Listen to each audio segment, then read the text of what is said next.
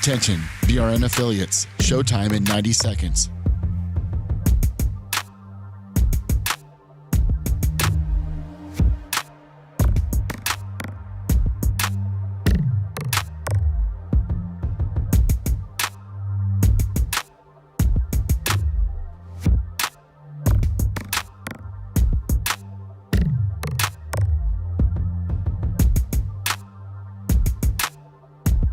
Showtime in 60 seconds.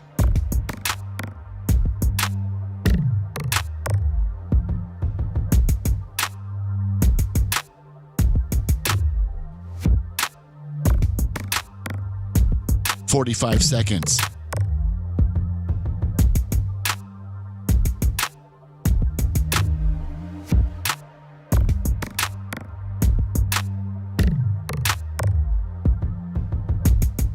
"30 seconds.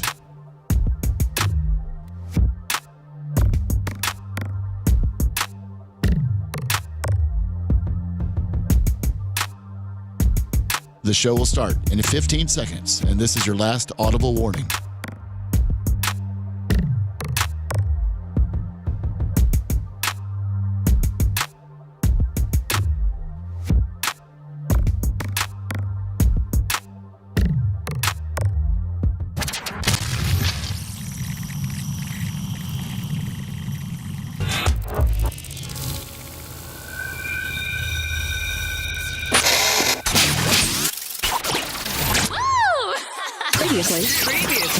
Previously on the Bubba the Love Sponge show. People that get into my room and stay in my room love my room. I'm nice to them. I'm fair. And, they once you get past that. Once they figure you out. Right, exactly. And they figure out what makes you go crazy and what you like and how you like to do things. Yeah, they're probably like, man, you know what? Once you can understand his his reasoning to his madness, he's actually a pretty good dude. But I've seen him be an absolute dick. But it's usually justified. Wow. You're listening to the Bubba the Love Sponge show.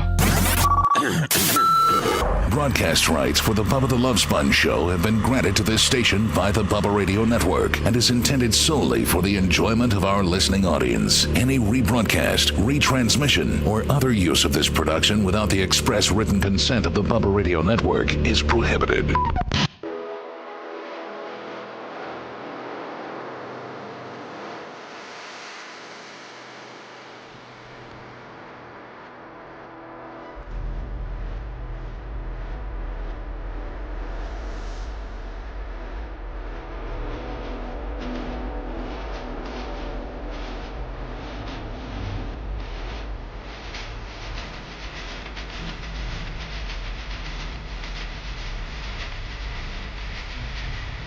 Welcome from a nice little vacation. Appreciate it. Thank you. Appreciate it. Appreciate myself. How's North Carolina? I did not make it. I know. Oh, no. Yeah, it's and I don't think anybody's going to get mad at me. I already talked to my sister about it. Like, it's not a big deal. She was able to get her money back on the airfare and the rental car. So, and then I was even like, Tara, don't lie, because she's loaded. And it's like she would just, and she's, even if she couldn't get her money back, she would tell me. By the way, the Bubba the Love Sponge show, myself, Lummy, Rhett, Mach, Seth, Monday, July 8th. Dr. Dan is on vacation with his family at the shore. And I was like, he's been known to fly back, interrupt his family vacation, fly back just so he hits the show Monday, Tuesday, then fly back. I'm like, Dan, stop. Like, I mean, stop taking one. You're a great host. I love having you, but don't take yourself too seriously. We can do it. We don't need you. America needs them. Well, I mean, like, I'm just saying, Dan. Have you told him we don't need you? I don't feel like that's ever been said. Well, I mean, I've done how many years with radio without Dan? I mean, like, Yeah, no, a Hall of Fame career worthy. I love having you. I love it's like God. It's the same for everybody, to be honest with you. You don't need any of us. Well, I mean, when one person misses the show, the rest can come together and put together a show. And Dan's a luxury. I did so many years without, I don't know. I hope Dan doesn't think that I need him, but I hope he thinks that I appreciate him. I appreciate the hell out of him. I love having Dan, but everybody is replaceable. Everybody is. You know what I think, and I'm not trying to be arrogant. I'm not. Please don't anybody think that I'm, saying this about you particularly. Oh. But, the guy that was with me for 23 years that I thought if there was one person that I miss, that the show could potentially go under, so to speak, didn't. Well, when Manson left, I was like, oh my God, what am I going to do? I had a guy for 23 years as my bounce off, like my number 2 guy, and he played a character, and but the time, radio has kind of changed. Well, I'm sorry, content, how you develop and create content, and the things that are needed to be able to make money in content isn't necessarily 4-minute parody songs that you're going to get a copyright strike on. Well, let's not downplay Ned's contributions to the show. I mean, he just put out a new Justin Timberlake song, Bubba. Okay, support the man. All right. He's complaining about being shadow banned on Twitter. All right, great. So I'm just saying, if I can scrape together enough talent to put together to follow along and make me better. I'm good by myself, but I'm better when I have some people around me. And the better those people are, the better I am. But I can lose anybody and still make it. And I don't want anybody to think that, I'm particularly talking about you because, Macho, I would absolutely hate to lose you. Getting another engineer in here that knows how you're very, very valuable and I love you. But if you got pissed off at me and quit, it would suck. But I'd probably be able to scrape together something. Seth, you've left a couple different times. We made it. What couple? I'm saying. Couple. I guess I'm already counting this one. Listen, I learned it when I was at the Bone. They told me that everybody's replaceable. They said that if we can get rid of Bubba, we can get rid of you. I said 10-4. Yeah. Thank you. Red, I don't want to lose you for nothing. We got a great thing going. But I could scrape together something. Lummy, even as well-loved as you are, you're the Manson right now. I could get rid of you. Yeah. And put somebody else in there. Of course. I think I told you, when I hired you, I'm going to make you a star, and now you're the starriest of stars. You're the starriest of stars. It took like 16 years to develop him, right? No, I think it only took... I think he started full time in 17, maybe 18. Yeah, 17, 18. I thought he's been with you since 08. Well, I was in the back. He was a schlep boy. Yeah. He was. He was. So you didn't, when you hired him as a schlep, you didn't tell him he was going to be a star? No, hell no. When He's telling me to go poop in a bag. When he was pooping in a bag and had 40-ounce malt liquor taped to his hands while chasing an African American man around in a drill while wearing a diaper, I never thought that he would be my most popular co-host. Or a father. Yeah. That's right. Or married or anything for that matter. Yeah. Nobody saw a future ahead of him. Yeah.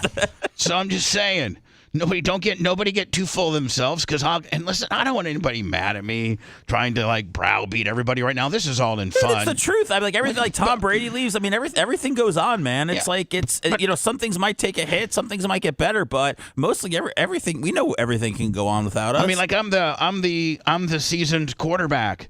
Most quarterbacks are, the shelf life of Tom Brady proved what and I think that he was an absolute freak of nature. I don't know that another quarterback will go on and play at his level for as old as he was. I don't think that anybody's ever going to be. Maybe Mahomes. Certainly not Rodgers. Rodgers is already paper tigered out. Oh, that bitch was in Egypt, dodging practice. Four snaps in. I mean, literally 4 snaps in last year, and he's done. So don't tell me that he's got the ruggedness of Tom Brady. Don't bust me up with your Tucker Carlson interviews. I don't think that they'll. Maybe Mahomes. Maybe some of these guys now. You know how to nutrition. You know how to lift. You know how to maybe extend your career. Mahomes is dad bod city, man. He's just saying, he's the everyman. I mean, maybe we'll never. Would Tom Brady won a Super Bowl at 45? Was it 44? 43, Rhett, 44, I Rhett, think. well, how old was Brady on his Super Bowl year? 43. Yeah, so I mean, is he the oldest guy ever to win a Super Bowl, quarterback wise? Yep.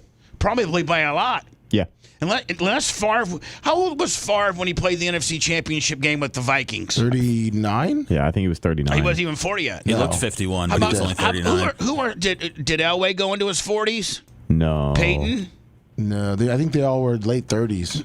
I think Breeze went to 40, maybe. Yeah, Breeze went to 100. Breeze what's Breeze? Isn't he coaching now? What's Breeze doing? No, I don't think. I mean, He's if a commentator, isn't he? I He have was no for a idea. little bit. I haven't seen him come back. Yeah. So anyway, I mean, I'm that quarterback. I'm that quarterback, Seth, that can be competitive until I'm 60. Yeah, well, let's hope so. No, hold on, not 60. That's just about next year. 70. I mean, I think I could do this. I mean, Howard's what's Howard right now? 70. I think he's in his late 60s. Man, Brett, he's a little got- younger than Ronnie, isn't he? Rhett, have Macho. You got a lot of. What's happening? Can you guys hear the audio chain? Like there's almost a fan behind Rhett. Rhett's got a lot of background noise in his microphone. Can you hear it? Listen, okay, hold on. Hold on. Don't ever second guess my audio. Howard is 70 now. He turned it Okay, this hold year. on. This is Rhett's mic off. That's Rhett's mic on. Can you not hear it, Seth? I know I can. And I'm an audio perfectionist. There's No doubt. Rhett off. All right, no, hold on. If his mic is on, he fixed it. Yeah, it should be better. All right, what was it?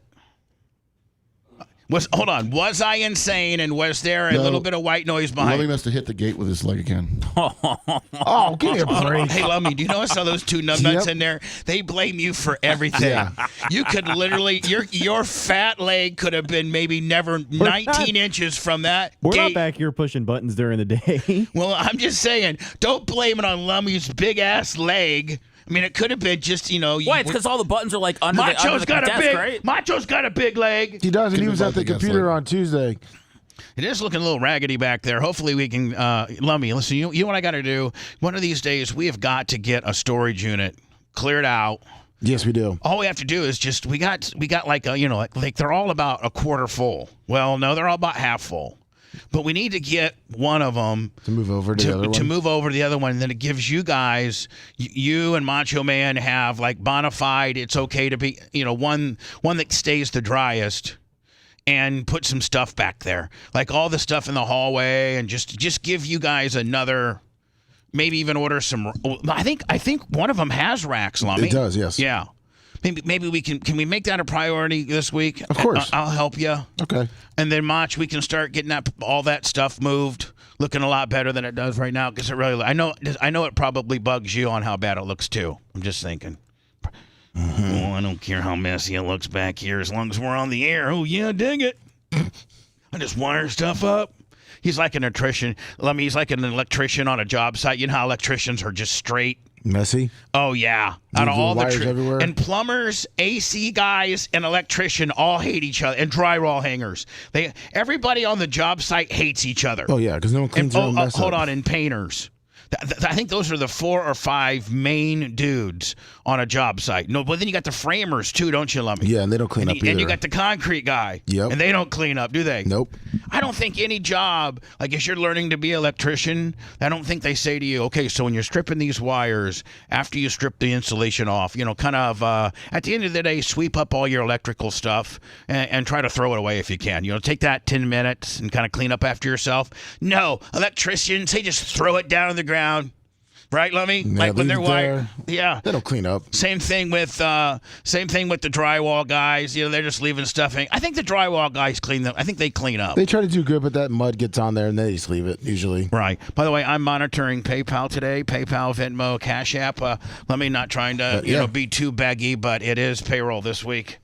Phew. And we did have a long weekend. We did have a long weekend. Yeah, it's 8 days in July, and we're just now starting the new programming. So we had like our first 7 days, where we didn't make any money.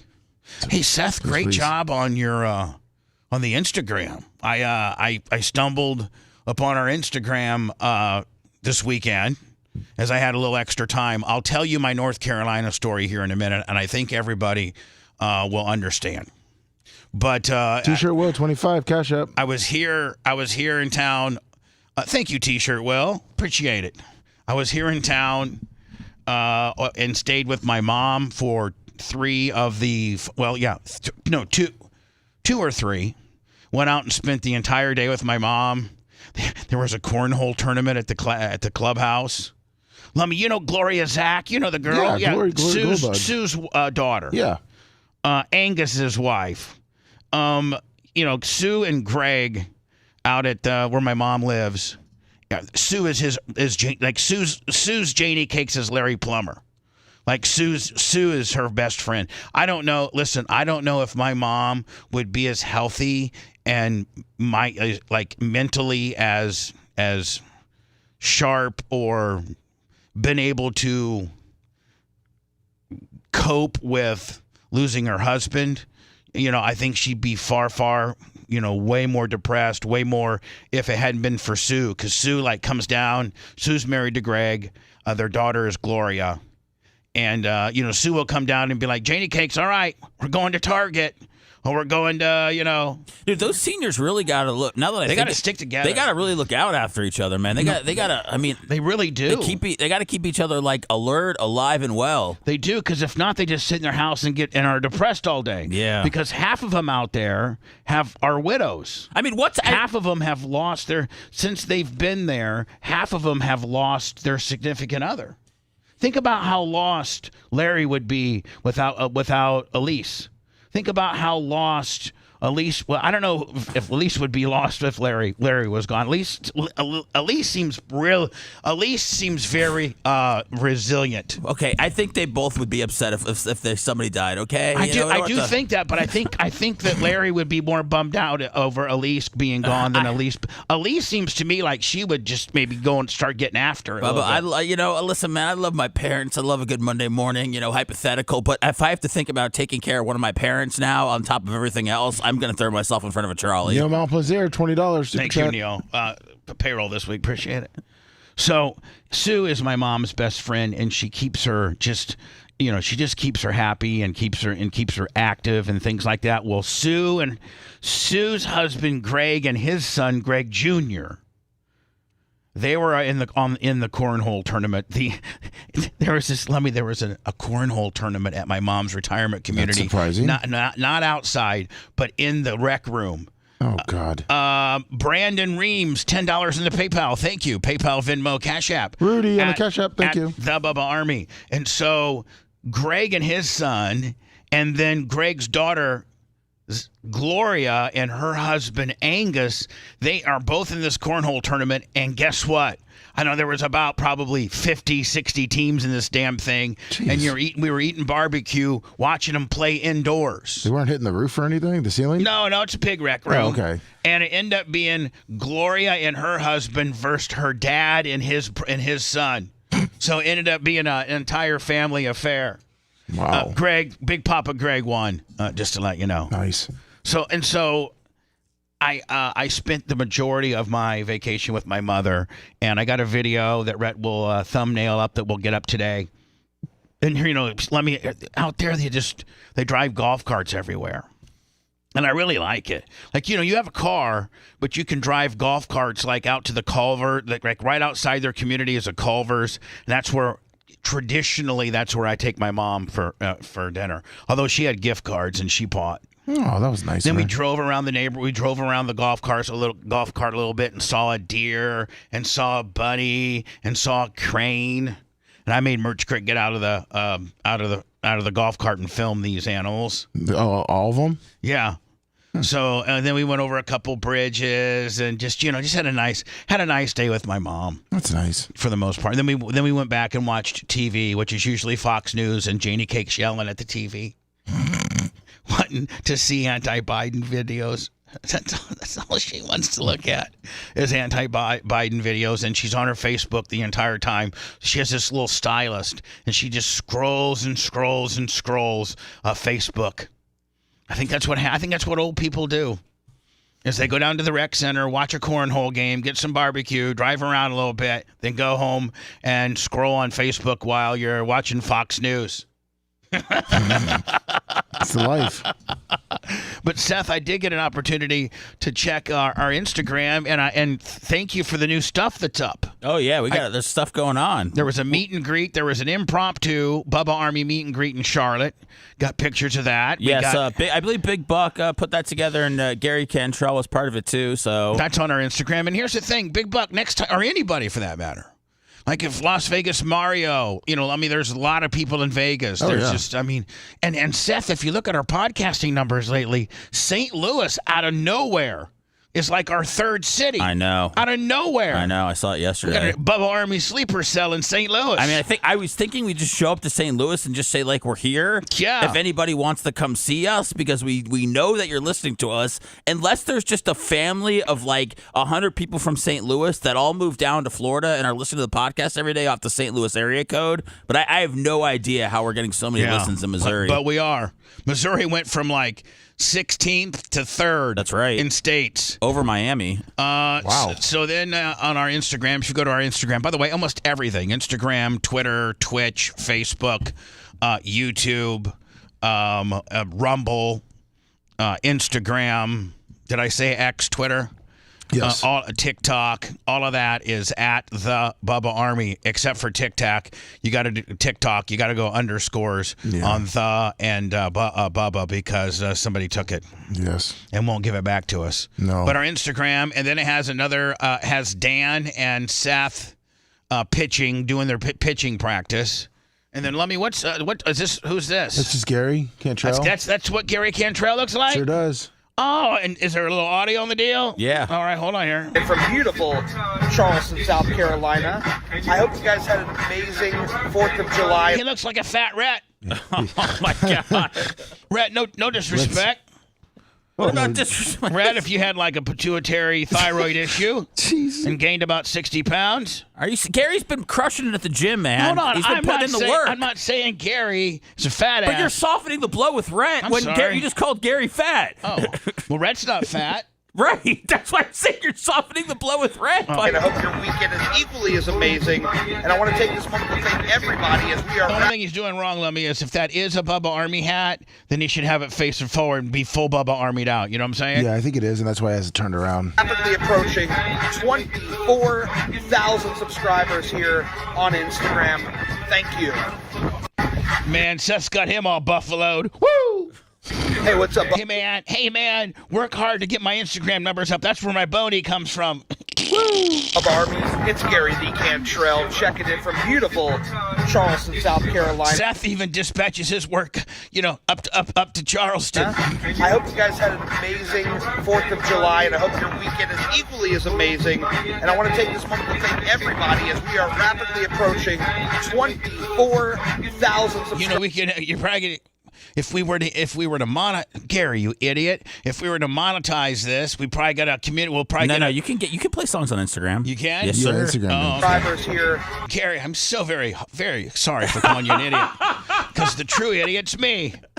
Which usually how it goes. I try to think somebody else is stupid, then it ends up being they're right and I'm wrong and I'm stupid. Bubba, just so you know, he's very savvy in this space. Okay, I got it. That's why I profusely owe him an apology.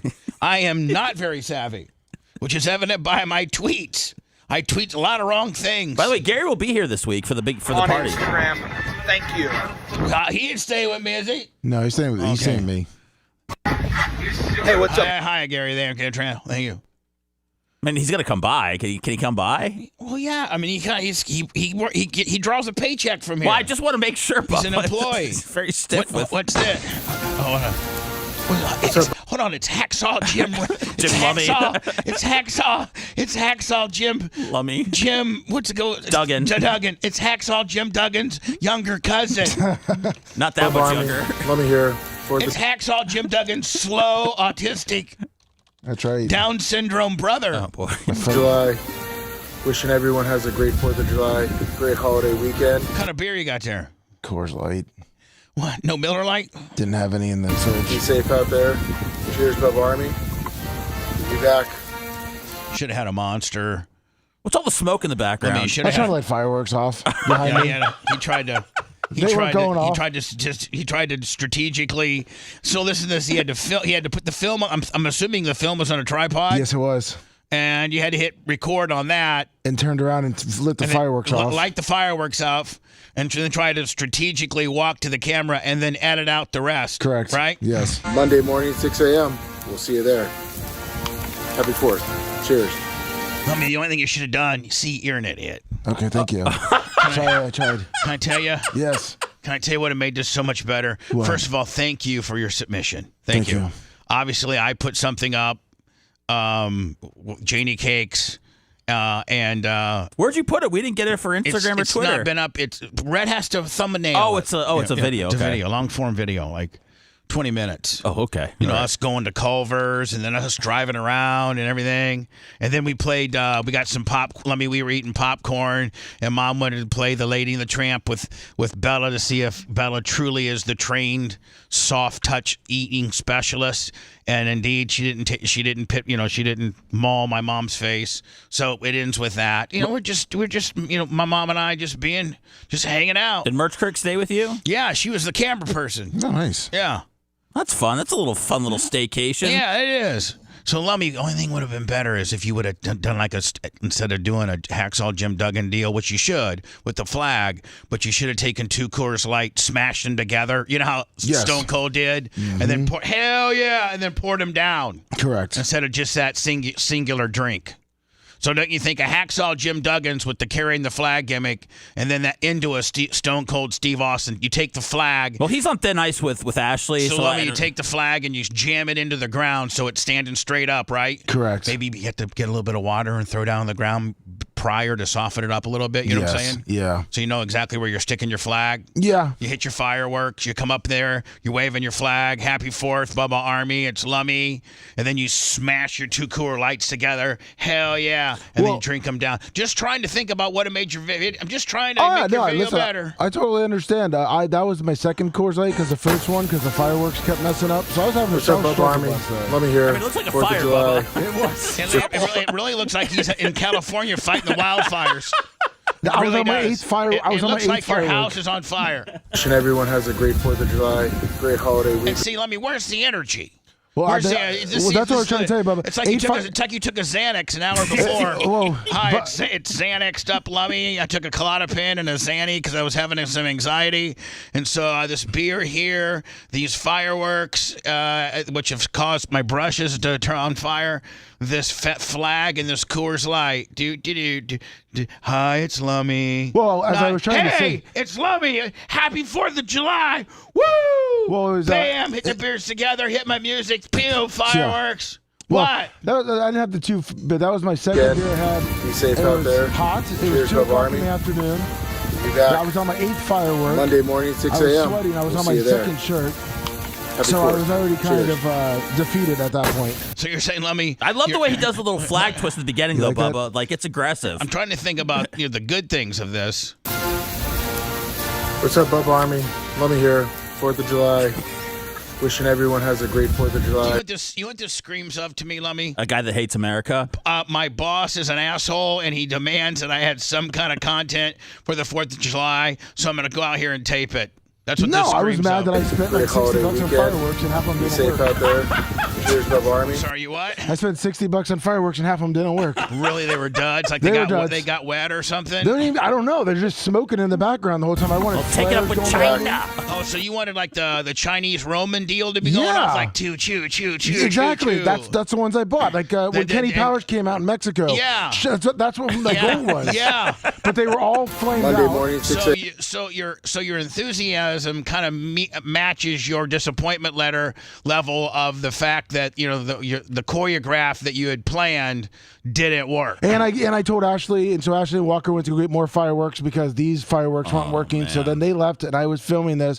It was just a whole big problem during. And so by the 4th time of they July. got back, you'd already filmed it, and you didn't want to film it again. So So then I'm assuming I hope you at least used the good fireworks to put on a little show for Walker. Sure did. Yeah, there you go. So they didn't go on. It didn't No, go we use those later after. wasted. Yeah, correct. But let me next year. Can we just go ahead and definitively say that next year your 4th of July deal will be, more American, more like take the flag, jam it into the ground, take off camera. You got 2 Miller Lights that you smash them together.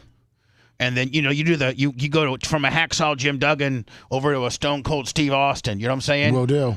Roll up like the Warrior, maybe, shaking the ropes or something. I will. I'll start practicing. No, we got to put some Hogan in there, Lummy. Listen, here's how. Okay, here's what we do. Yes, come on, here's what we do. Come on. Listen to me, Seth. Come on. Seth, listen to me. No. Comes in, Hacksaw Jim Duggan with the flag, sticks it into the ground, which Lummy might mean you need to pre-water the ground a little bit so it's not, because it's right now it's like concrete. Bubba, you need a wrestling promotion, man. I'm telling you, just got to start a little small one, because everything you love drawing it up, man. Yeah, so let me then come in. Thank you, Bubba Shane McMahon. I'm Bubba McMahon. I'm the autistic kid that didn't get a chance. I thought this was my sister Shane and brother. I'm sorry, my sister Stephanie and my brother Shane were I'm the one that Vince adopted out. The black sheep. Yeah, I'm the one that he gave away for adoption. Is it wrong, Bubba, that I thought that this video was perfect from front to back?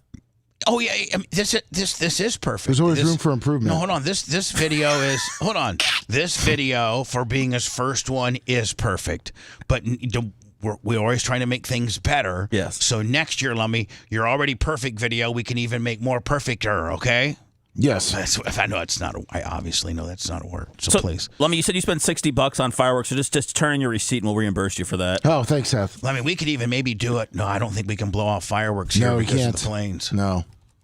I even looked it up because for the goats I was going to do something, but yeah, we can't. We literally, if we blow off fireworks, the FAA will come down here and kill us. We'll tell them to bring it, then we'll jam them up about the Malaysian flight they can't find. Then we'll see what they say. Like, listen, we'll let you come in and investigate it as soon as you can tell us what happened with the Malaysia flight. Yeah, okay? were they shooting off fireworks in the ocean? Yeah, buddy. What's more important, setting off fireworks when there's no planes going back and forth on the runway, but now we knew if there would be, there's days that this runway's not active. Correct. And we could look it up that time. Yeah, whatever. But anyway, Lummy, what I'm saying is maybe next year you just have Ashley or whatever. You do everything except you come in with the flag, real high energy. You stick it into the ground that you've pre-wetted so you know it'll stick, of course.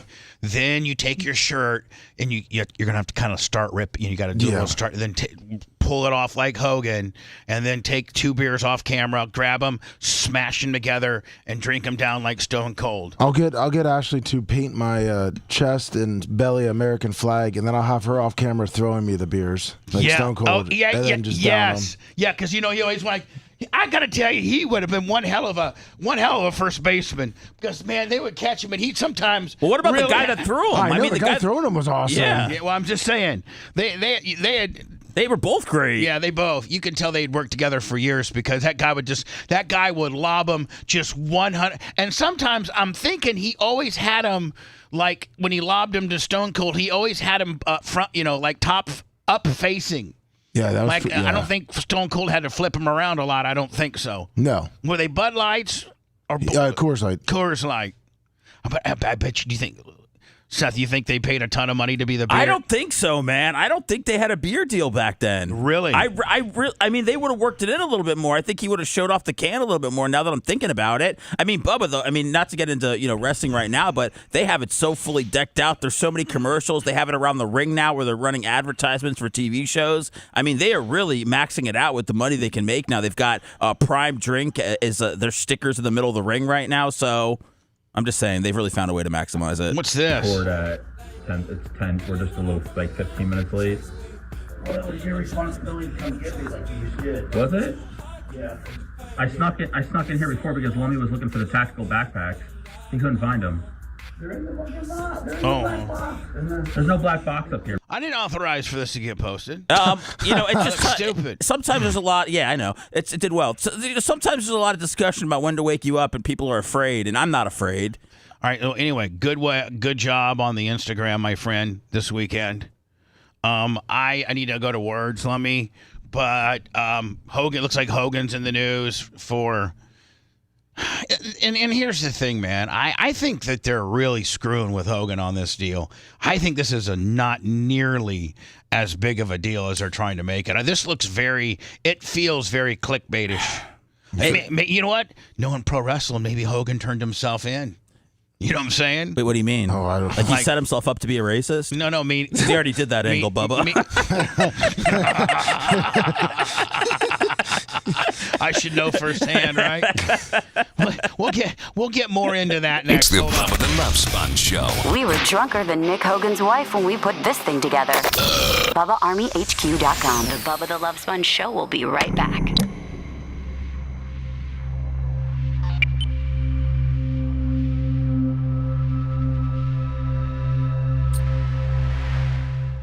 American beer? No, fuck nobody, dude. Roman Reigns could come out with a beer that would do better than Hogan right now. He needs to know that his fucking marketing window's gone. God, Roman Reigns has a fucking deal with Jordan. Well, I'm just saying, like, that's the type of level, of talent that could pull something. Can I tell you what? The thing is, though, about Hogan is that he doesn't need to fucking be a whore. Like, he doesn't need to do any of that shit. Like, he should just be going around the world doing missionary work, preaching the word of Jesus Christ, which is why he got baptized. I'm not telling the man what he needs to do with his life, but I don't think he needs to be selling fucking shit. Doesn't he like being in the limelight, though? Yeah, that's his whole. This is just his fucking ego. Yeah. Because deep down, he shouldn't be doing shit. No, but I mean, I don't drink beer, but is anybody really sitting around going, shit, man, they just have not come up with the kind of beer that I like? No, most people are already locked into their beer. It's the same like how all these celebrities come out with their own weed line. Like, I don't give a fuck if Ric Flair or Ricky Williams have weed. You know what you like. Exactly.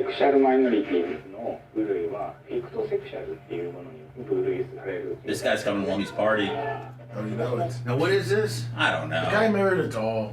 It's fucking. It's and he identifies as fictosexual. All right, we'll get into that. That sounds great. Sounds great. Yeah, it's great. It's great. The radio host who interviewed Biden after the debate, did she get fired? No, they just said that she turned her questions in the day before, which is a standard operating procedure for high-level interviews. Well, I think she did get fired, though. She did? For what, saying that? Yeah, I think so. Oh, well, she was fucking on, what, CNN the next day or that day? Yeah, she was on CNN that day, and then I'm pretty sure that they let her go. Well, they were probably looking for an excuse to get rid of that broad anyways. Is this it right here, Lummy? Yes.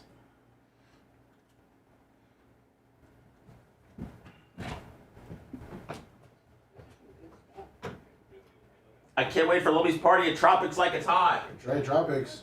Go and check it out. What, Lummy? Oh, I was just Seth is talking shit. Like Seth does. What's up, DJ Batty?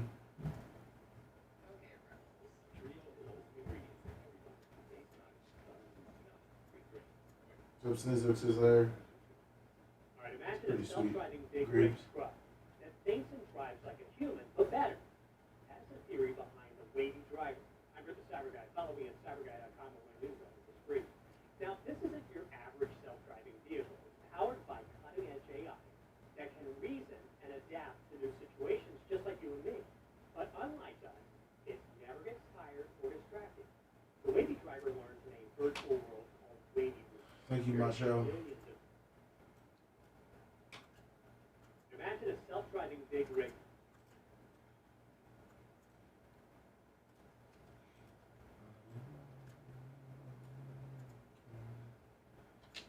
Did you send me the Hogan thing? Yeah, I'll resend it because I sent a couple other things after it.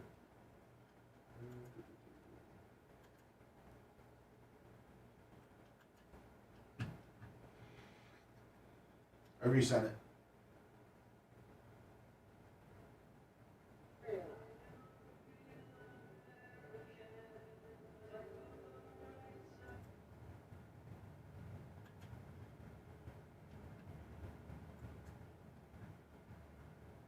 It's pretty much just her tweet is what started this whole thing.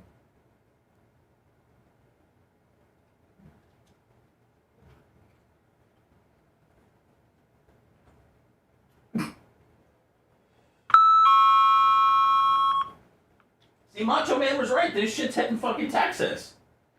He knew it. He knew it was a threat to USA. What? Burl. Hey, guess what? I'm going to tell you something that another man has never fucking told you before. Are you ready? Yeah. I'm going to make you come so hard on your 40th birthday. Oh, thank you. You're going to have to fight Dark Mike Steve.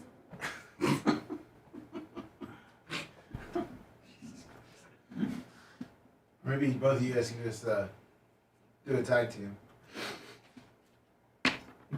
Tag team? Tag team it up. I'll let him do the work. Perfect.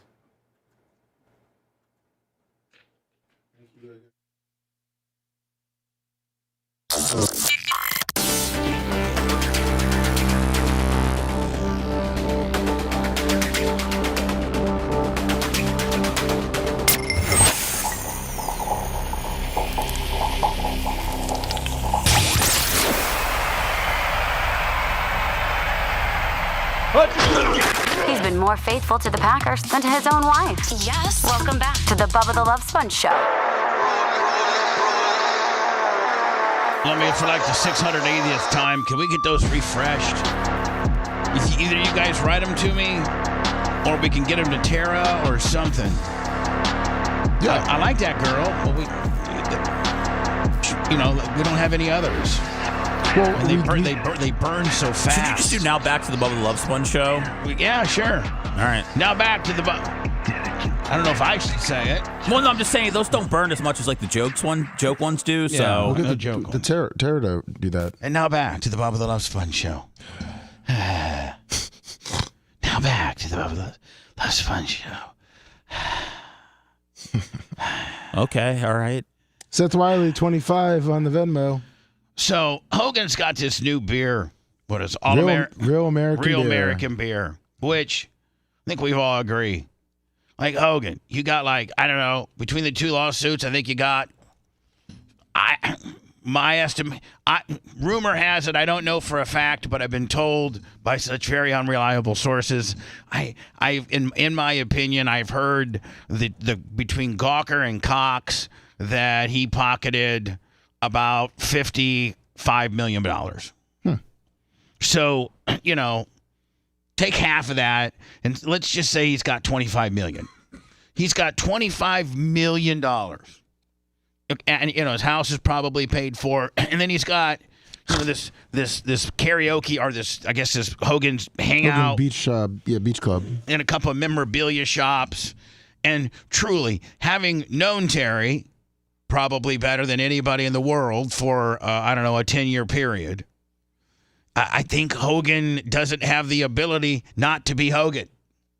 Meaning, like, I think he always has to have something. Like, he's got to be selling something so he can be out there? Yeah, I think he's narcissistic enough to think that he's always got to have some kind of product, I don't know, man. If you just get to your 70s and you're very, very rich, I don't know, man. Like, especially with how much trouble his kids have been in and he's been in, man, I would just chill. But I wouldn't have a beach bar where I got to go down every Wednesdays or Tuesdays and be judge karaoke with him and Knobs. Yeah, like I just don't know, man. Maybe on those one particular some Tuesday nights when I'm as old as Terry, well into his 70s now, I think, isn't he? 71, 72? I think so, yeah. I might just want to stay home and blast my hot wife. He just got remarried. For the third time, and she's quite a much younger than him. She's hot, and I know he's got a very big sexual appetite. Just blast your wife, T. Lift weights, get high. Say your prayers, go to church. Say your prayers, go to church, get baptized, smoke weed, take your pills. Time to tweak that stash, Take a shot of Nubane, go down and do arms and chest. And not have to worry about dealing with the drunk tourists that are going to be at your karaoke beach bar to get your and have to take 50 to 100 pictures all night long and be on. It's like, Jesus, Terry. So now Terry thinks he needs a beer. So he gets what's it called? The Real American beer. Real American beer. And they've been pushing it. I don't know if it's got any traction. I don't know if it's doing it. I don't know how it's doing it. I mean, it's in big stores, but it's kind of spread out.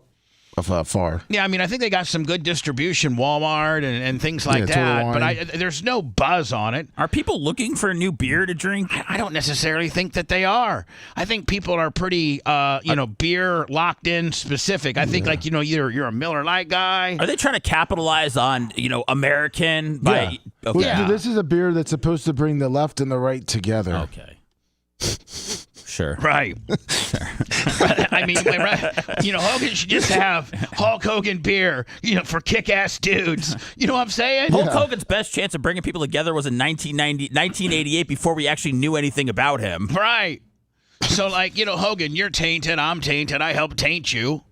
Oh. You're nothing. I mean, come on now. Hulk Hogan's, You want a free six-pack is what you're saying? No. Please. What I'm saying is first, I mean, there's a couple different problems here. One, he's in trouble because he let an African American person go. I guess she was a fiver or she was a promotions, right? She was a social.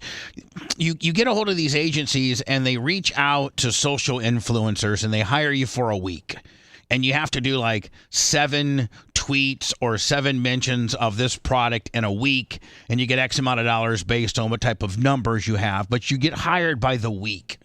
And so, Seth, and then you strategically pick, okay, I need a famous, maybe I need an actor, maybe I need a musician, maybe I need a fitness model, maybe I need a hot African American girl. I need the agencies will strategically pick different demographic or niches and then hire a couple of social influencers. And there's not a lot of money. Like a person like this woman here who's claiming that Hogan fired her because she was black, she probably was making, I don't know what her followings were. 17,000. She's not a social influencer. I've looked into this a little bit over the weekend. She's not. No, what it looks like is that if you look at her stupid thing, so when you go to a Total Wine or a liquor store and you go there and you sell your beer, you usually have 1 or 2 girls that are kind of bringing people in. Yeah. Some product models. Correct. That's it. She was a product model for one of the stores you went to. All right, so they signed her for 1 week. She was going to probably do an appearance or 2 on as a product model. Okay, well, she got Hogan didn't want to retain after seeing what she looked like and whatever. He fired her. Never anywhere in his tweet or her text or anything or his text to her. No, it looks like he didn't even fire her either. Yeah, the company did. His promotional company. I mean, he's not in charge of the day-to-day. Right, exactly. He just hires or his people hire a promotional firm or a company to go out and find these people. He should have all black influencers. He should have been pushing this at the BET Awards. I mean, he should be going the opposite direction. Now, Lummy, and nowhere nowhere is there anywhere that he wrote, I want to get rid of her, this model, because she's black. There's no mention of race at all while letting this employee go. She was on a 1-week contract. And there's pictures of there's pictures of white influencers on boats and stuff, which I guess she was supposed to be on. Yeah. So anyway, but what I'm saying is this is her, and she's not even a social influencer. She's got 17,000 followers. Yeah. So she was more of a product model, and you can tell. Listen, you're a real big and big deal when they give you contracts that are worth they go on for years. But when they sign you to a 1-week contract, that kind of shows what you are. You're a promotional person that's doing a promotional gig 1 time, 2 maybe. I'd be happy just to have a contract. So yeah. For a day. Yeah. Seth says, I'll take a 5-hour contract. I want somebody to care enough about me for a minute just to not let me go. We just, hi, here at All American Beer, Hulk Hogan's Beer, we just signed Seth Kushner to a 37-minute contract. I hate beer and Hogan. This is going to be a great partnership. So, here's some. The first one, yeah. What's this first one? It was her doing TikTok or something. It's her TikTok. Now, does this have any volume to it? The other one's got the story, Bubba. Yeah, that's... Yeah. All right, so hold on here. Boom. So she's like, hold on. This girl was like a Hooters girl, but for the beer, right? Well, let's not downplay, what her job was to, bring eyes to this probably disgusting product. She was she was a product single promotion model, meaning she like Lummy said, if dude, we should hire her for the Cast Cube for Morgan Wallen. I mean, if she's available. I mean, we should see what a couple of these hot. I don't know, man. It might upset our apple cart. Now we got a couple of bitches that were like, you know what I'm saying? What's the apple cart?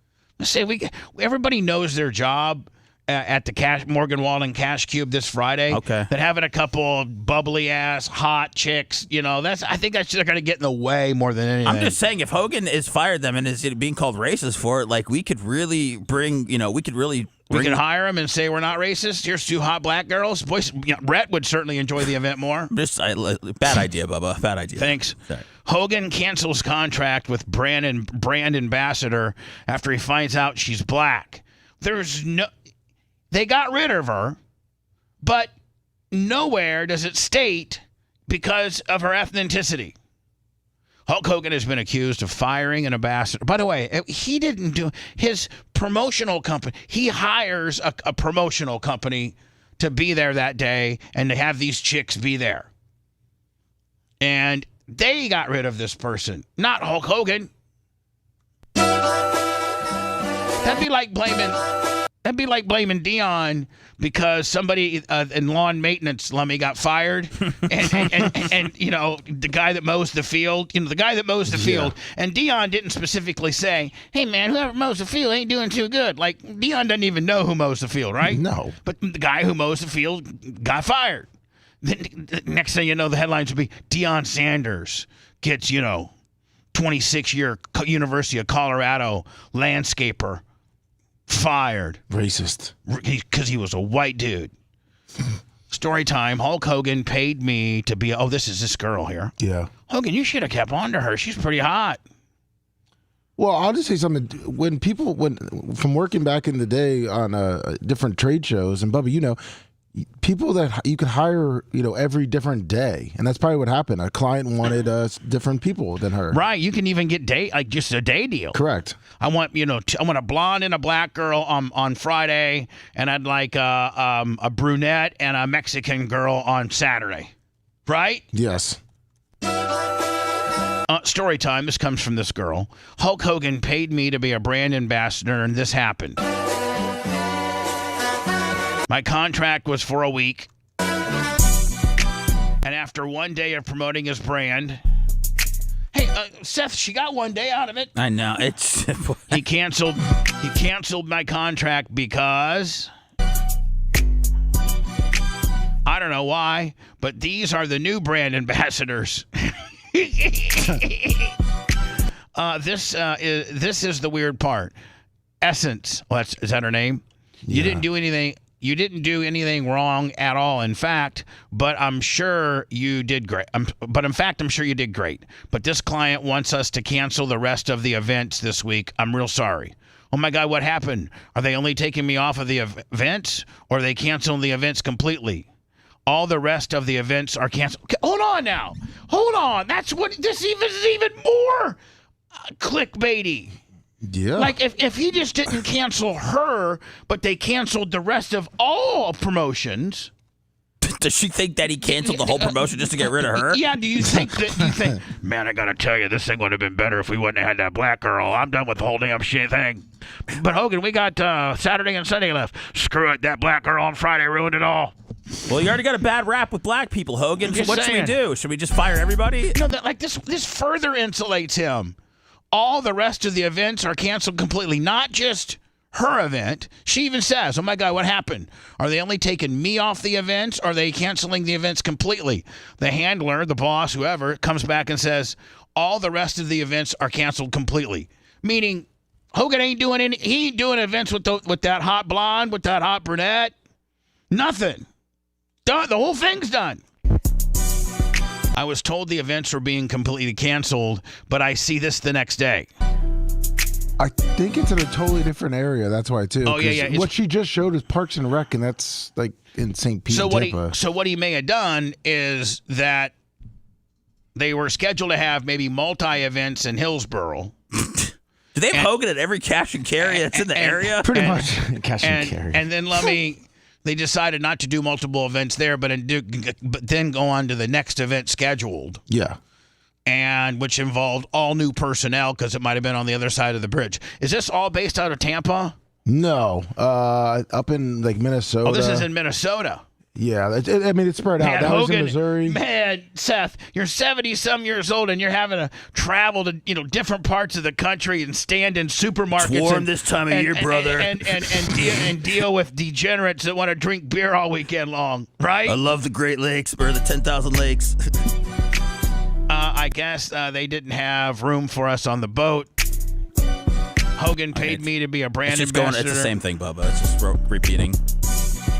Yeah, you know what? Listen, honey. It's a tough game, man, to be a brand ambassador. It's a dirty game. It is, and I think this is really a big nothing burger.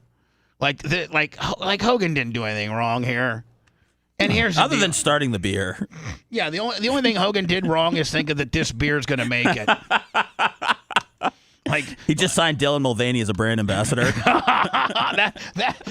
that might save him. I mean, if he's looking to bring everybody together, you start there. Listen, brother, I know you think I'm real rough and tough, but I got a softer side to myself, brother. That's why I'm in the bathtub with Dylan Mulvaney. That's right, brother. You know, in the industry, it's always been like dudes. But let me tell you, sometimes you dudes got a feminine side about yourself. You know what I'm saying? And you haven't been well represented. You know? Probably the most feminine guy we had was the genius, Lenny Poffo. You know, we need somebody a little bit more feminine in pro wrestling. That's what we missed all along, is a guy wearing lipstick and dressing up like a chick. Imagine how over that dude would have been. I'm locked in if that's the angle. I'm going to start drinking. Hey, pro wrestling, doesn't pro wrestling used to more so than ever now. Now they don't mimic life. But back in the day, remember Vince always had, like, for instance, the Iron Sheik. That was to mimic, I like to hate America. Yeah, because whatever the era that we were going through at the time. That was Vince's favorite thing, was anti-American guys and giants. Yeah, remember he had a Russian. And he had the Iron Sheik, which was Iranian. Yeah. And then he's over the years he had remember Tatanka, which was his Indian, which was his Native American guy, right? Yes. So he used to do more of that. Maybe we need like a Hamas guy now. Mm. You know what I'm saying? Guy that walks out there with a backpack. Oh God. And then we need like a super Israel guy. The super Israel guy is like really, really badass, super big, and he like has all types of skills and stuff. You know what I'm saying? Wrestling's doing really well right now, right? Yes, I do know. It's on fire. Right, I understand. But they could get a Hamas figure if Vince gets back in the mix. I think exactly. Triple H is looking to take it a different direction. Right. What happened to great promotions? Remember Kenny Powers? Remember when Kenny Powers, Lummy? One of my most favorite characters of all time on TV. Yeah. One of my most favorite, entertainment characters of all time is Kenny Powers. I mean, think about some of your most favorite characters and the various things that you've watched over the years. Kenny Powers is one of my most favorite, characters. You could say Larry David, but Larry David really wasn't a character. Yeah, Kenny Powers was created, and the whole story was based around him. That was a great character. Right, one of my favorite characters. Up there with, like the Tony Sopranos and Walter Whites. Yes. Oh, it was awesome. Yes. Who's the guy from Ozark? Jason Bateman? Jason Bateman. Yeah, I think he was kind of he's a cog below the Walter Whites and the Tony Sopranos and the Kenny Powers. I think that the guy from Ozarks isn't quite that strong of a character. No. But Kenny Powers, the best. Because everybody, guys like me and you, and maybe Rhett and Macho, and maybe even Seth, we all have a little Kenny Powers in us. You know what I'm saying? Yeah, we do. So maybe next year we can make how you did, it was on Instagram, and you provided it for Seth, and people can go to our Instagram if you'd like to go see it. Lummy's Real American Hero 4th of July entrance. That's what we're calling it, right? Yes. Didn't Kenny Powers do the same thing? And when he was in Mexico. First of all, Kenny Powers was in the big leagues, and then he took a couple years off or got cut or something, Lummy, and decided to make a comeback. He sucked. He lost it. Yeah, he hurt his arm, and then he attempts to make a comeback. Get some juice. And the Major League Baseball won't even makes him go to the Mexican League. Yes. So he has to go straight to the Mexican League, which is like single A ball. And Lummy, he's a stud there though, isn't he? Oh yeah, it's like Trevor Bauer. And so this was Kenny Powers' 4th of July entrance was it Eastbound and Down? Yes, Eastbound and Down series. And all these Mexicans, they don't have told me. Dump.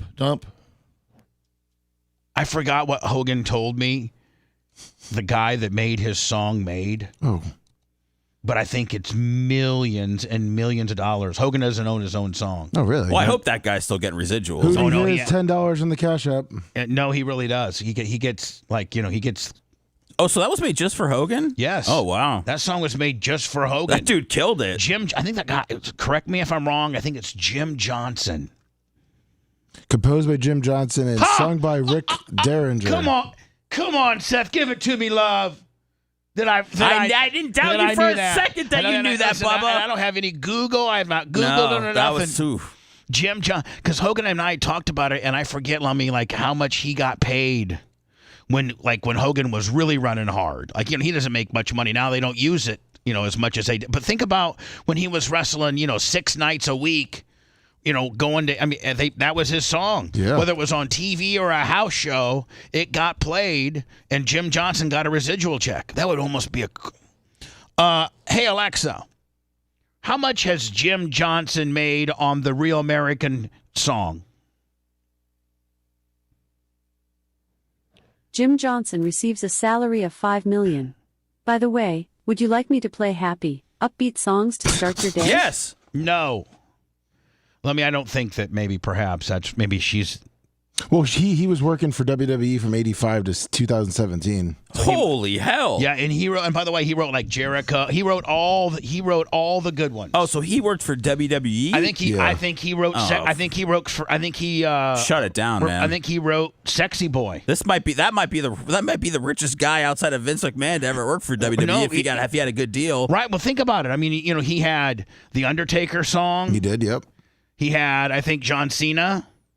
If you have him pulled up right now, it might list all the songs that he's written. Well, yeah, his name is John Cena. Looks like Stone Cold. All right, hold on. Let me stop you at the first two, Seth. Think about how many times those were played at house shows and pay-per-views and television and Raw and Nitro, and just think about how many times those songs were played. He would even get paid on if they would use it for a house show, he gets a percentage. The Rock. No, I know. He wrote The Rock. It's cooking. But if you think about this, Bubba, you know how hard it is for artists to compose a hit song, right? And this guy had hit after hit after hit. It sounds like, and not only not just jobber guy. He didn't write. He may have written Disco Inferno's song, but I'm just saying Stone Cold's probably the most iconic ever with the glass breaking. Well, I know, but think about.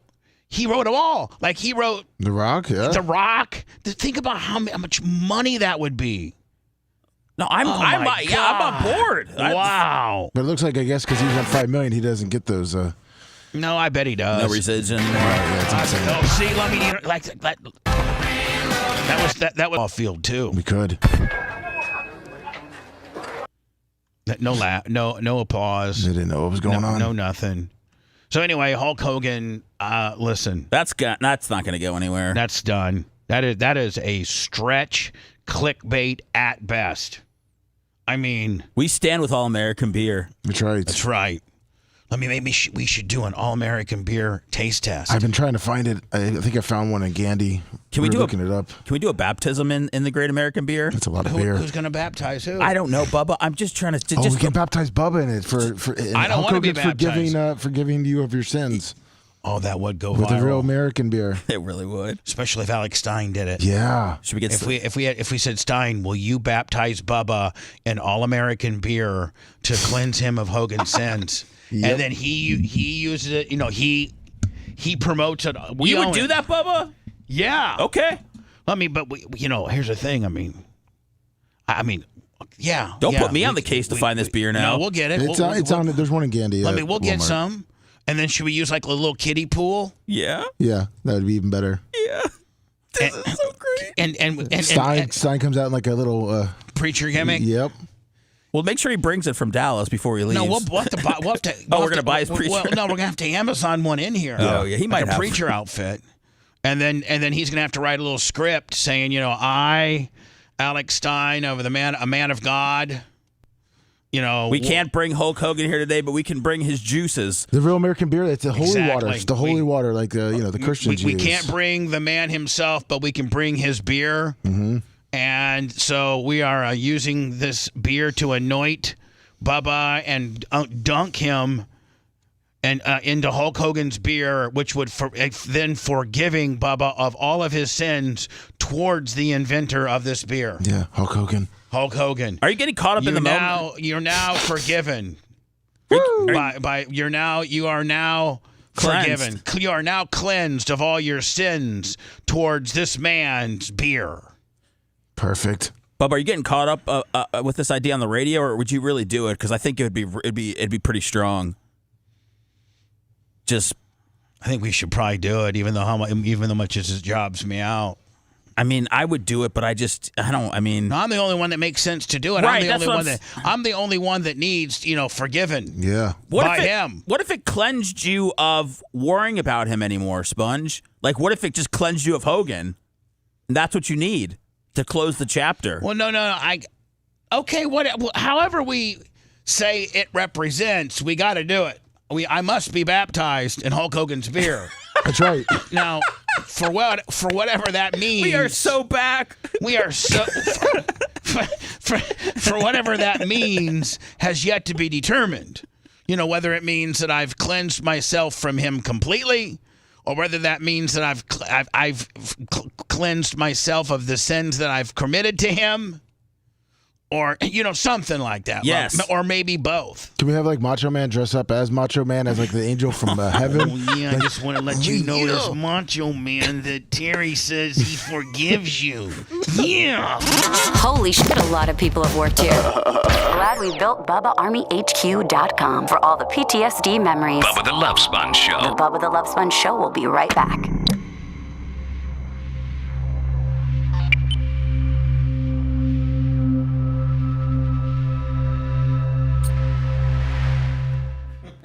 Happy.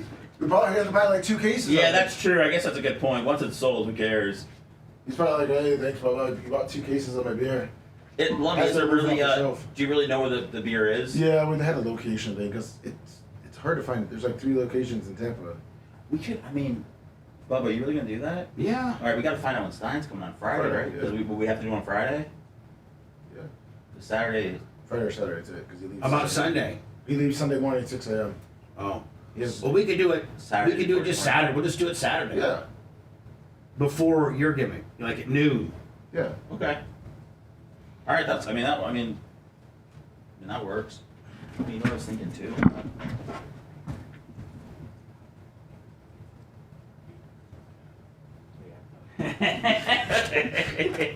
It's not flying off the shelf. Oh man.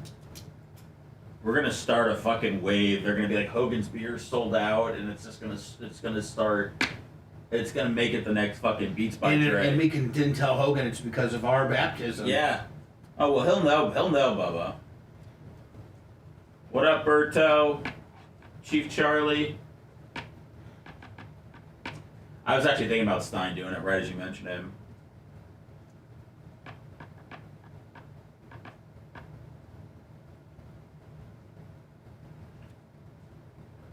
I am a real American. Fight for the rights of every man. What a big buck. Nice gathering you put together. Quicker Ticker. What up, Hoss? Pod Man.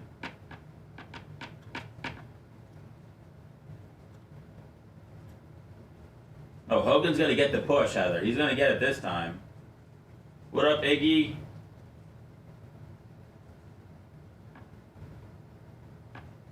You got it, dude. I can't lie. I didn't hear from that many people, so I don't know if that many people appreciated it, but... I mean, I didn't think it was awful, so I put it out there, you know? Something for somebody to listen to if they were, if they were bored. I didn't promote it too much.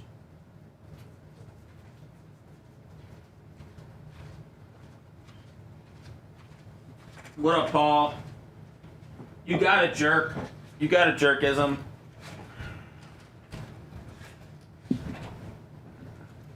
I gotta get a new computer, but when I do, I won't have to send them off to Gary to get edited, and I can just fucking podcast my little life away.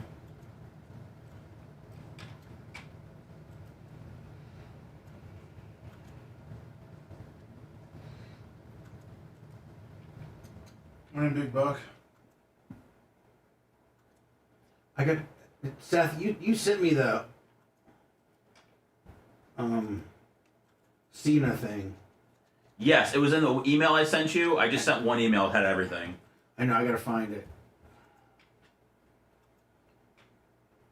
It was his full 6-minute speech, but you don't have to play the whole thing. I know. I got the abbreviated part of it. That's fine. Did I play that? Yeah. Okay. Yeah.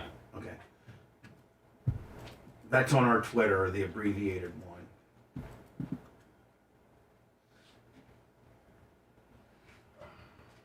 You, Wayne?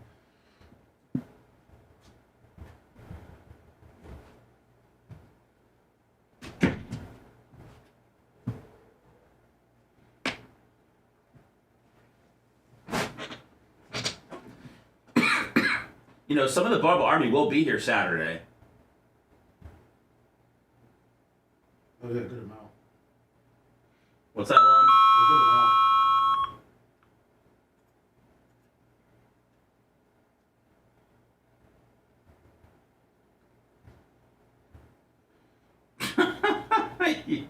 You guys are funny. You got it, Chris. Oh, wait. Yeah, you got it. Wait, who am I talking to? Oh, yeah, you got it, Paul. What's up, J-Boy? No, I didn't say don't listen to it. I just said I didn't promote it that much. It was just me. I would be like, hey, listen to me, listen to me. You know, a couple people said they could relate to it. It's all good. What up, Jay Bowler?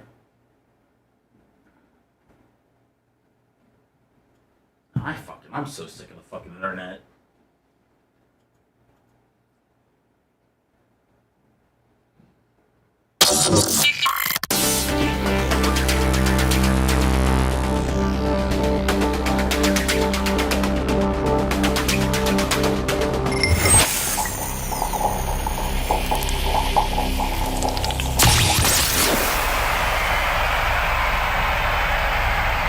After the show, make sure to check out BubbaArmyHQ.com. It's all things Bubba 24/7. And now back to the BRN.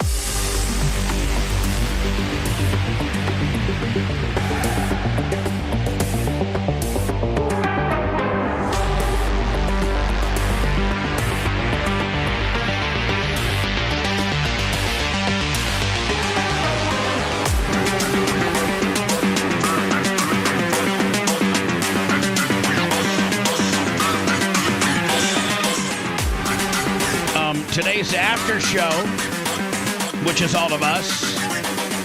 We got a dude that's, I don't know, pretty over. And when I mean over, I mean popular. He's got some pretty good numbers with regards to social media, and he's really kind of found a cool niche, if you will.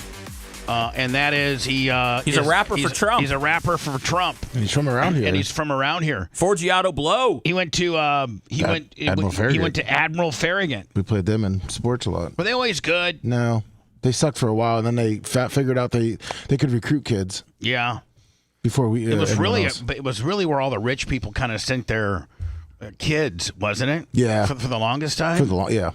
We had this dude on Drew's show, Bubba, when I worked for him. He was trying to put on a blue wave, not a political thing. He was putting on this blue wave party on St. Pete Beach, and the mayor was trying to shut it down, trying to say he needed all these permits. And we had the mayor and Forgiato Blow in studio, and they were both going at it. Who was the mayor? Bill? No, St. Pete Beach mayor. It was some job. Yeah, she was a Pete jobber. Beach. She was a jobber. She moved to like France or something with her husband. And she didn't want this guy to have a concert or a get together on St. Pete Beach. No, and he was bringing 10,000 people there. So he's a cool dude, man. Did she inevitably shut it down? No, he inevitably had it. Good. We'll have him in for the after show. Let me know if we play some of his music, are we going to get strikes? He's got a song with Vanilla Ice. Yeah. We'll probably get strikes. He can unstrike us, can he? I don't know. I don't know. That's a Red question. I think he has to whitelist us. I think it is. Red, is it really? Is it extensive or tough to do? Like I think maybe Tech 9 might have done it for us, but is it hard to do? I guess it depends on how much access he has to that stuff. Oh, okay. I think Head PE's people did it for us last time. No problem. Okay, so I mean, I'm sure he wants his music to get played, Sure. so I'm sure he just has to make a call or two. Lummy, maybe as the executive producer, inquire about that. I've already sent him a text. Oh, yeah? Yes. Thank you. It's probably a little early, but I sent him a text. I'll let you know as soon as I hear back. All right, thanks. Confirming him for about let's call it 10:30? What time did you tell him, Lummy? 10:15. We were going to go on. That's what. Yeah. Okay. Perfect. Yeah. Okay. No massage chair for me today. I'm sorry. You got to move something for me though. Yeah. No problem. I'll do that right after the show. Yeah. Well, I got to show you exactly where I want it. Okay. But it's super. I mean, it's super heavy, but it's a super small distance. You ever gonna let? It'll be like me. It's like you have to move it from like me to you. Oh, okay. Yeah. No problem. Yeah. Are you ever gonna let Lummy drop the extra chores that he has to do for you because he is a Well, the only extra chores he really does for me is that he carries, like he'll move stuff for me. Like he's moving this one real heavy thing today, like 15 feet now, 10 feet, and then I ask him sometimes when we get boxes of merch for him to carry them upstairs, and I know, but I saw him moving some branches and stuff the other day. Well, hold on, and I just was he was so hot. Hold on, him moving branches isn't because he's doing landscaping. It's because he's trying to find those are what the goats go crazy over. True. They go like they like their peanut hay, they like their little goat feed, but if you throw in like a limb of an oak tree, oh my God, that's like they love that. Lummy, am I correct? You're correct. And it does help to keep the wall. We had Average Joe here last week, but it's kind of keeping up the grounds and also making the goats happy. Yeah, so win-win. And then occasionally he will weed whack or mow in the back for me, and then he takes care of the goats. But I think that I think he's cool with it, and of course, maybe I should give you like $50 or something a week extra for all the stuff that you do. I don't know. No, I'm happy to do it, Bubba. Can I just say, Bubba? I'll be honest. This is probably my own thing, but when I see Lummy doing the branches or I feel like I'm not doing enough around. Well, here. you're not. But okay. No, here's the deal. No, actually, everybody has their own little niche. And, like you did like 2 extra podcasts and did some additional content thing. Now, Lummy, you did content too. Yes. That even makes you even more valuable. Oh, thank you. Seth, you at least provided me some after hours content, which is kind of the equivalent to moving something heavy. Do you know what I'm saying? Okay. You're not a guy that is a heavy mover. I just look at I look at you and I don't think of, oh my God, I'm going to ask him to move something heavy for me. But I do look at you and say, I bet you could throw together a pretty damn good podcast this weekend. and you did it. I put a couple up there, yeah. Yeah. I'm not asking Rhett, to do, things that are beyond his capabilities. But he does some moving stuff for you. Yeah, Rhett does some moving stuff for me, but not a lot. Macho now, Lummy, did you see the day that Macho?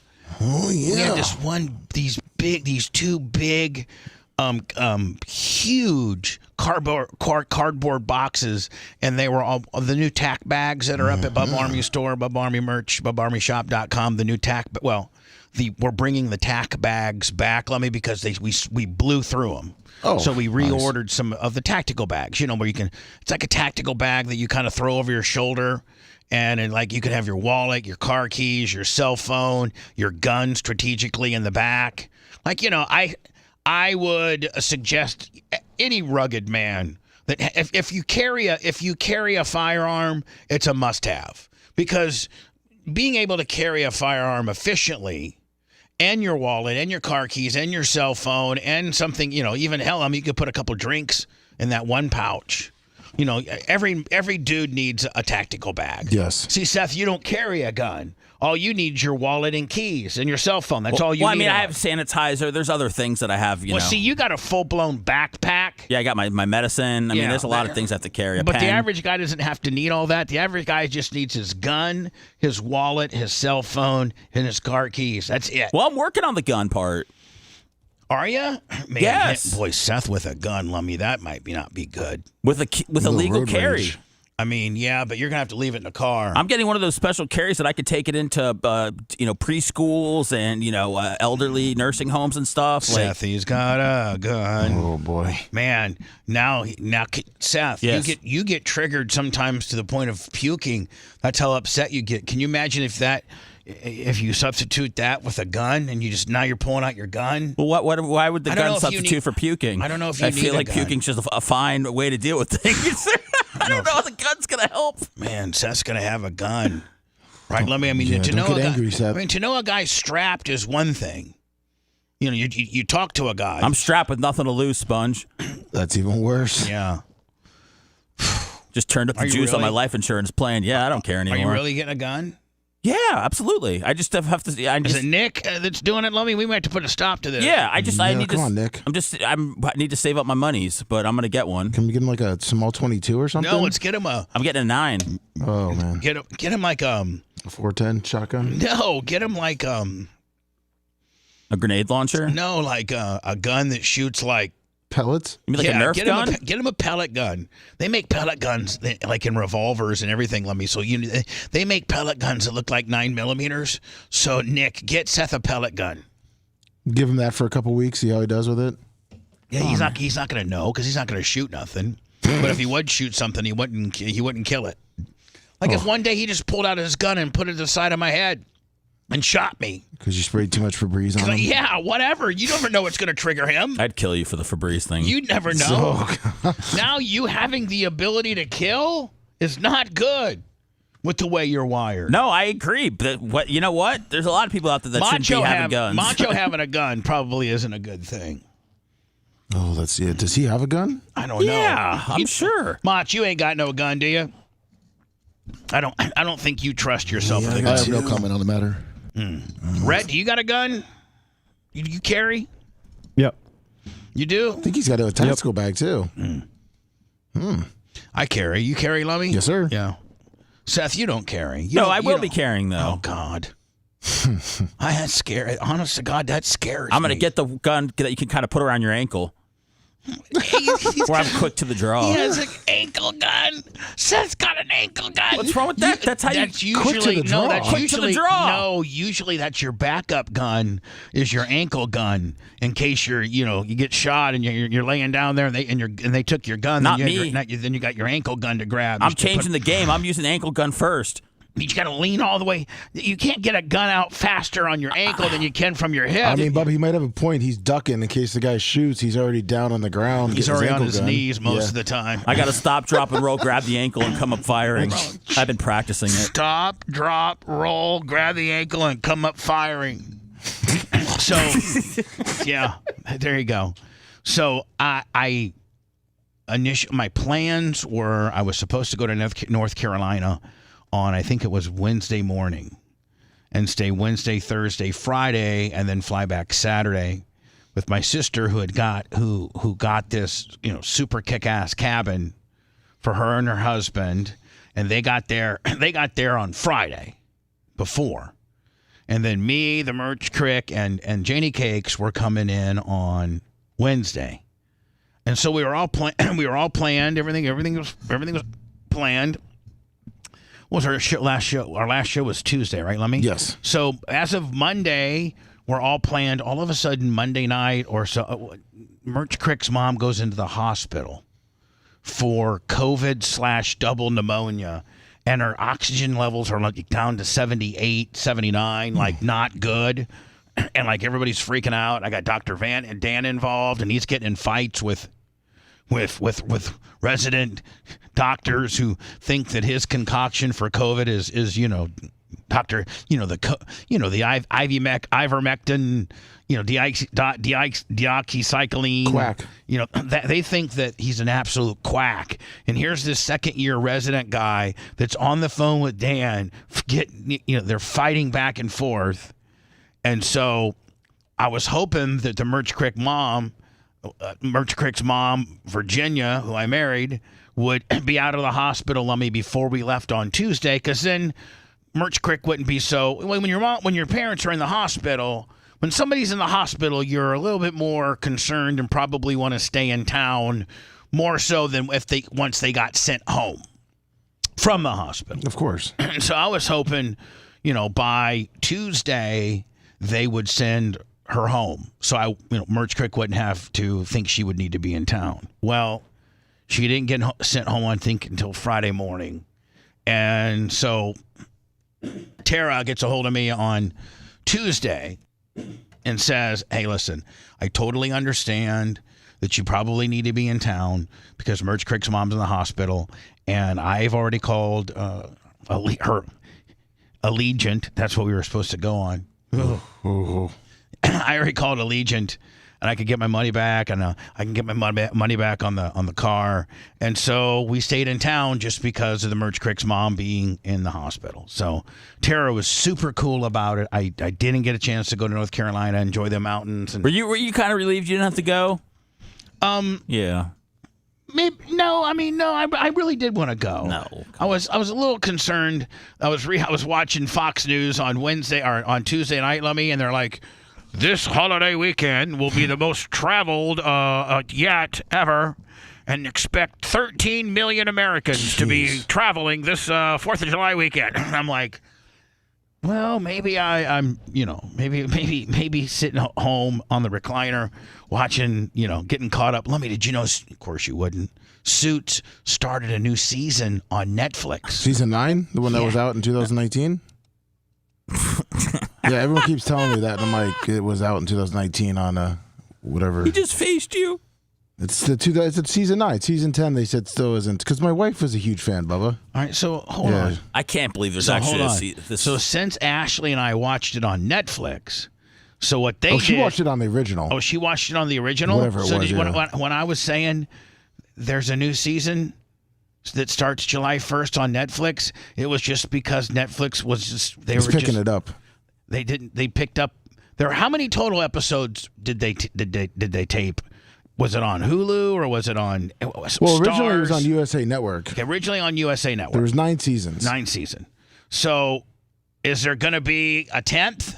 Supposedly now that Netflix has made this thing, a lot of people like me who didn't see it the first time on USA and binge watched it on Netflix, then Netflix comes out like real sneaky and says, July 1st, we'll have an all-new episode. All new season. Dude, how excited were you? That's kind of crazy that one of your favorite shows just comes out with a new season that you didn't even know about. But it's not even new. It's from 19. But you didn't watch it. You haven't seen it, right? Right. Well, it's new to you. So you're good then. Okay. I thought you've seen it already. Well, I'm 6 episodes into 9. Oh, well then, yeah. But hold on. But thinking that this is brand new stuff, but really it's 5 years old. Right? Yeah. I'm sorry. So now, is there any Suits news with regards to are they going to come out with a season 10? Yeah, no, they keep talking about. I'm looking at an article now from 2 days ago, and it says let's see, everyone has changed so much. They're probably not going to do it. They're going to do a reboot of that LA one. It's going to be a totally different cast. Oh, it's going to be, instead of being in New York, it's in LA? Yeah. but it's all different people. I'm not going to watch it. What? How did this stupid show get so much traction? Because they went and Netflix is hurting for content. So they go to some of these various networks that had big shows over the years, like, like this did well for the USA Network. Right. And so they go and find, these networks that had these huge shows that maybe a lot of people that didn't know anything about USA Network like me hasn't seen. They put up on Netflix. People watch it on Netflix and then fall so in love with it that now Netflix might try to produce a spinoff on it that they own. You know what I'm saying? This has got to be one of the best days of your life. No, I know, because I thought maybe season 10 would be with the people that I'm watching in season 9, and I'm thinking season 9's brand new, but really, story of my life, season 9's 5 years old. What I think is brand new is 5 years old. That's how out of touch I am. It's better than the stuff you're watching I'm worse than Joe Biden. I got more dementia than that bitch. I mean, I got faced by my wife when I went in because people were texting me that, and I go, "Hey, there's a new season of Suits." I'm like, "You're gonna be happy. Bubba's gonna be happy." She's like, "No, you're an idiot. That was 2019." Well, then like, why didn't you tell me? I just found out about it. It was all over this weekend. I didn't even know that it was already out. People were texting me about a new season. But Ashley has known all along, so that when I've talked about this, Ashley she's just sit there and make me look stupid. No, what do you mean? I kept telling you there was no new season, and people keep saying there's new seasons on Netflix. And then Ashley's like, no. You were telling me there was. Yeah, we were saying it, and that they were doing that LA one a couple of months ago. I think you're just covering your ass. No, it doesn't really matter. I know, I'm sorry. Why does he have to cover his ass about Suits? It doesn't. Why does it have to get to that point? He doesn't have to. That's what I'm saying. Like, don't worry about it, buddy. I'm sorry. I'm sorry for being so stupid. I didn't know that you've never seen season 9. I shouldn't have kind of said, hey, it's not Matthew new. Kersey and Brandon Reams, both on the PayPal, Venmo, Cash App. It's payroll this week. It's just because I'm so out of touch and so stupid. No, everyone thought it was finally new. come down to real. I think maybe this is a red letter day, July 8th, 2024, that I need to realize that I'm stupid. But we got a lot of emails over the weekend about the new season of Suits, season 9. So see, everybody knows that I'm so stupid and gullible that because they thought it too. Because I guess Netflix says it's a new season. Yeah, that's why Netflix is doing it. I appreciate you trying to make me feel better about myself. I don't think people are walking around going, man, Bubba said there was a new Suits season and it's actually from 19. He definitely is. He's losing it like Biden.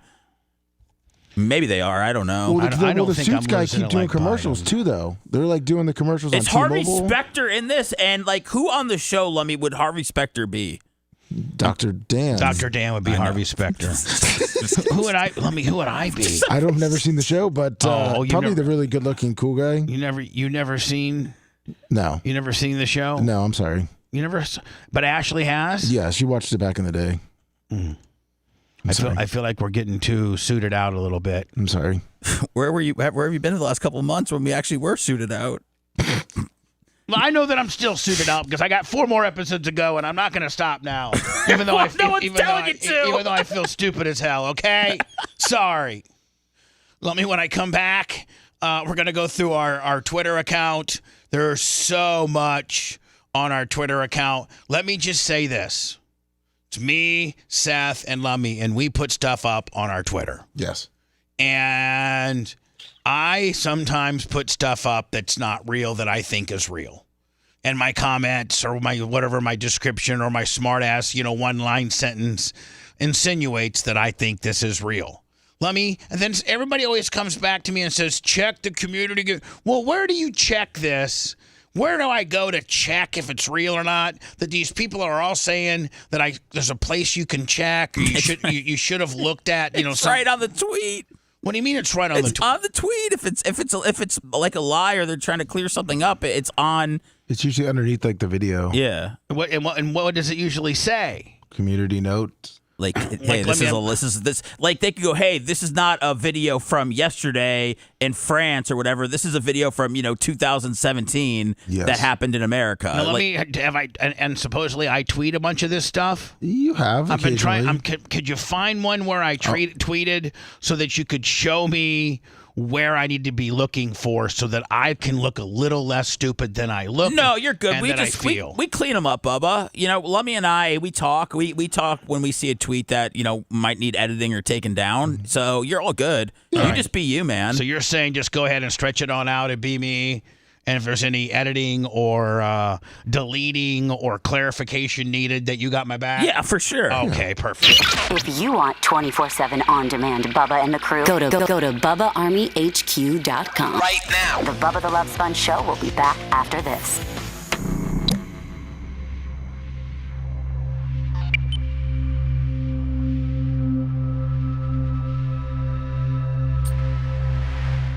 Right. Bubba wants her.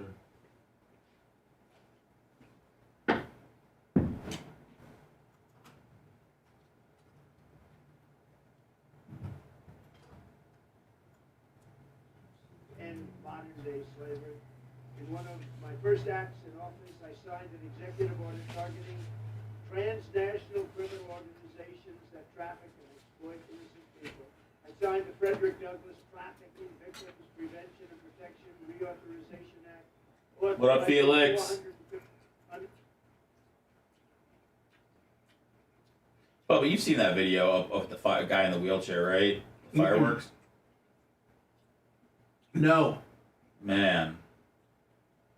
You gotta watch it. That's the best video on 4th of July ever. 4th of July weekend. There's so much to celebrate, right? So there really isn't. Because the truth of the matter is... What you doing, Terry? Independence that the 4th of July holiday is supposed to represent never included all Americans or all... It's what...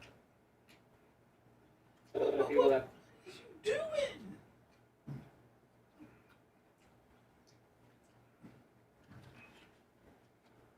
This Hawk Tuah girl's gonna flame out, man. They're making a documentary on her. Oh my god, dude. Or a show or some shit like that. I mean, the thing is that there's just nothing interesting about her. She doesn't have like a weird voice or a funny story. She just said something and like that's it. That's all. She's a slut. That's all she has to offer. But hey, Max, all you need is just to be a slut. Good looking and be a slut. I don't even think she's a slut. I think you just gotta be good looking and talk like a slut. Say it, lover. Good looking and talk like a slut. Except she already quit her job. Look, I get that. Look, I'm not saying she's not gonna make money. I just don't know. So FJ Bar. If this is gonna be the end game. Did you hear what she used to do? No. She worked at a spring factory. Oh, that's right. Yeah, I saw. I probably would quit too. But... What's up, Tim Freeman? Oh, I saw Blossy. They did a follow-up story on him. Well, they do it every couple of years, but they did another follow-up on him this year. So he's doing good. Who? The guy from the wheelchair, Terry. Oh. I think that video's been around since fucking MySpace. I got pissed, okay? Yeah, the wheelchair guy, Danny. Hi, Scott. What up, man? How's it going?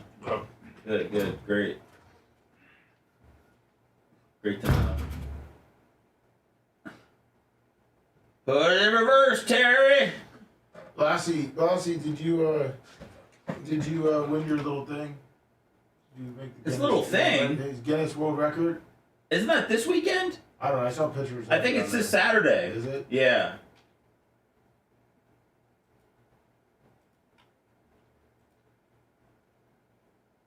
What the fuck, Lassie? Why are you posting pictures of it then?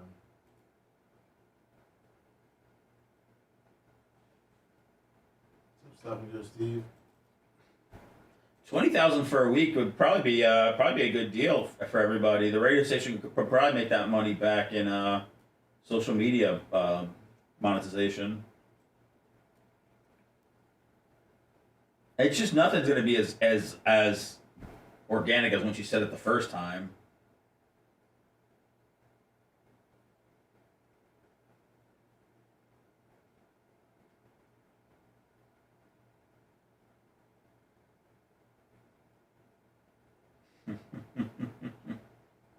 Bossy. Yeah, Joe Biden's coming to Tampa today. I wonder what traffic will be like.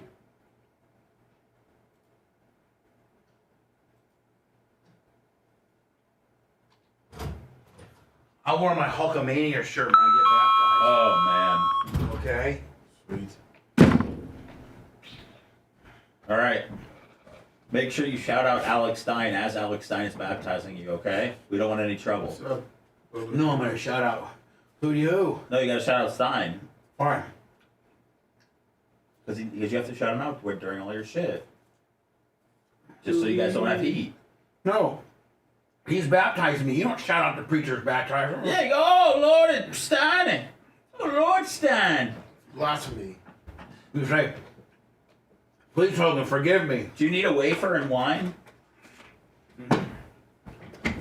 Does he need those wafers, Lummy? No, that's not baptizing. Is that a communion? Yeah. I've been to one of those. Communion doesn't really.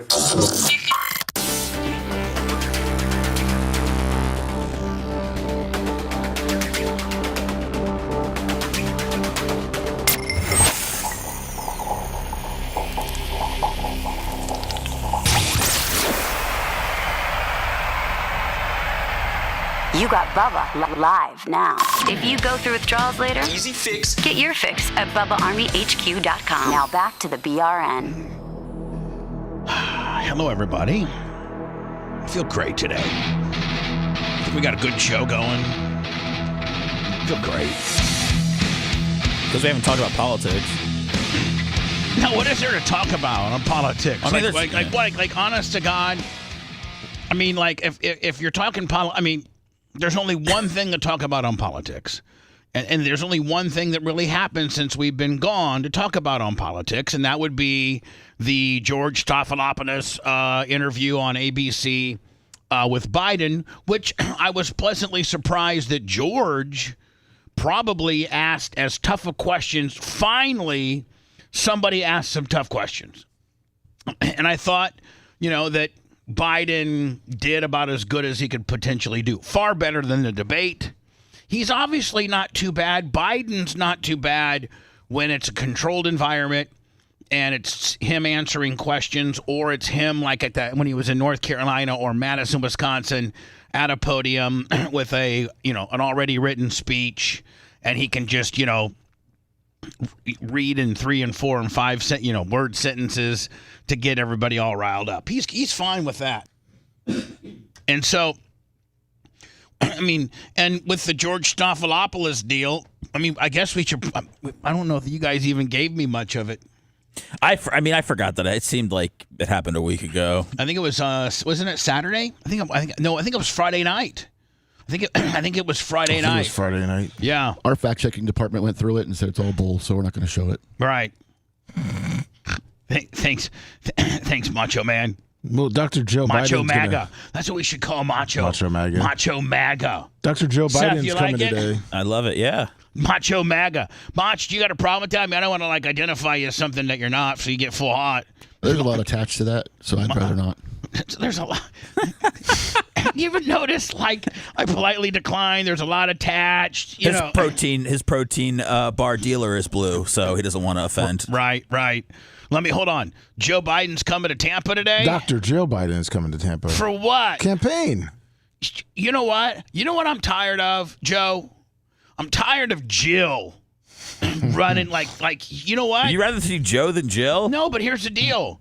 I think it's a turnoff that you got your bitch out, do it. She's the most coherent one. She treats you like a third grader. Joe, you did such a good job and you answered all the questions. And what did Donald Trump do? He lied. She's in town today.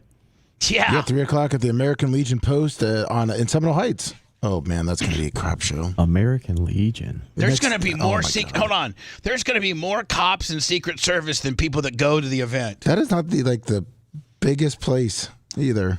I hope that it's better to have small places packed than to have big places not filled up all the way. Whatever, Jill. Good luck to you. You're not a real doctor.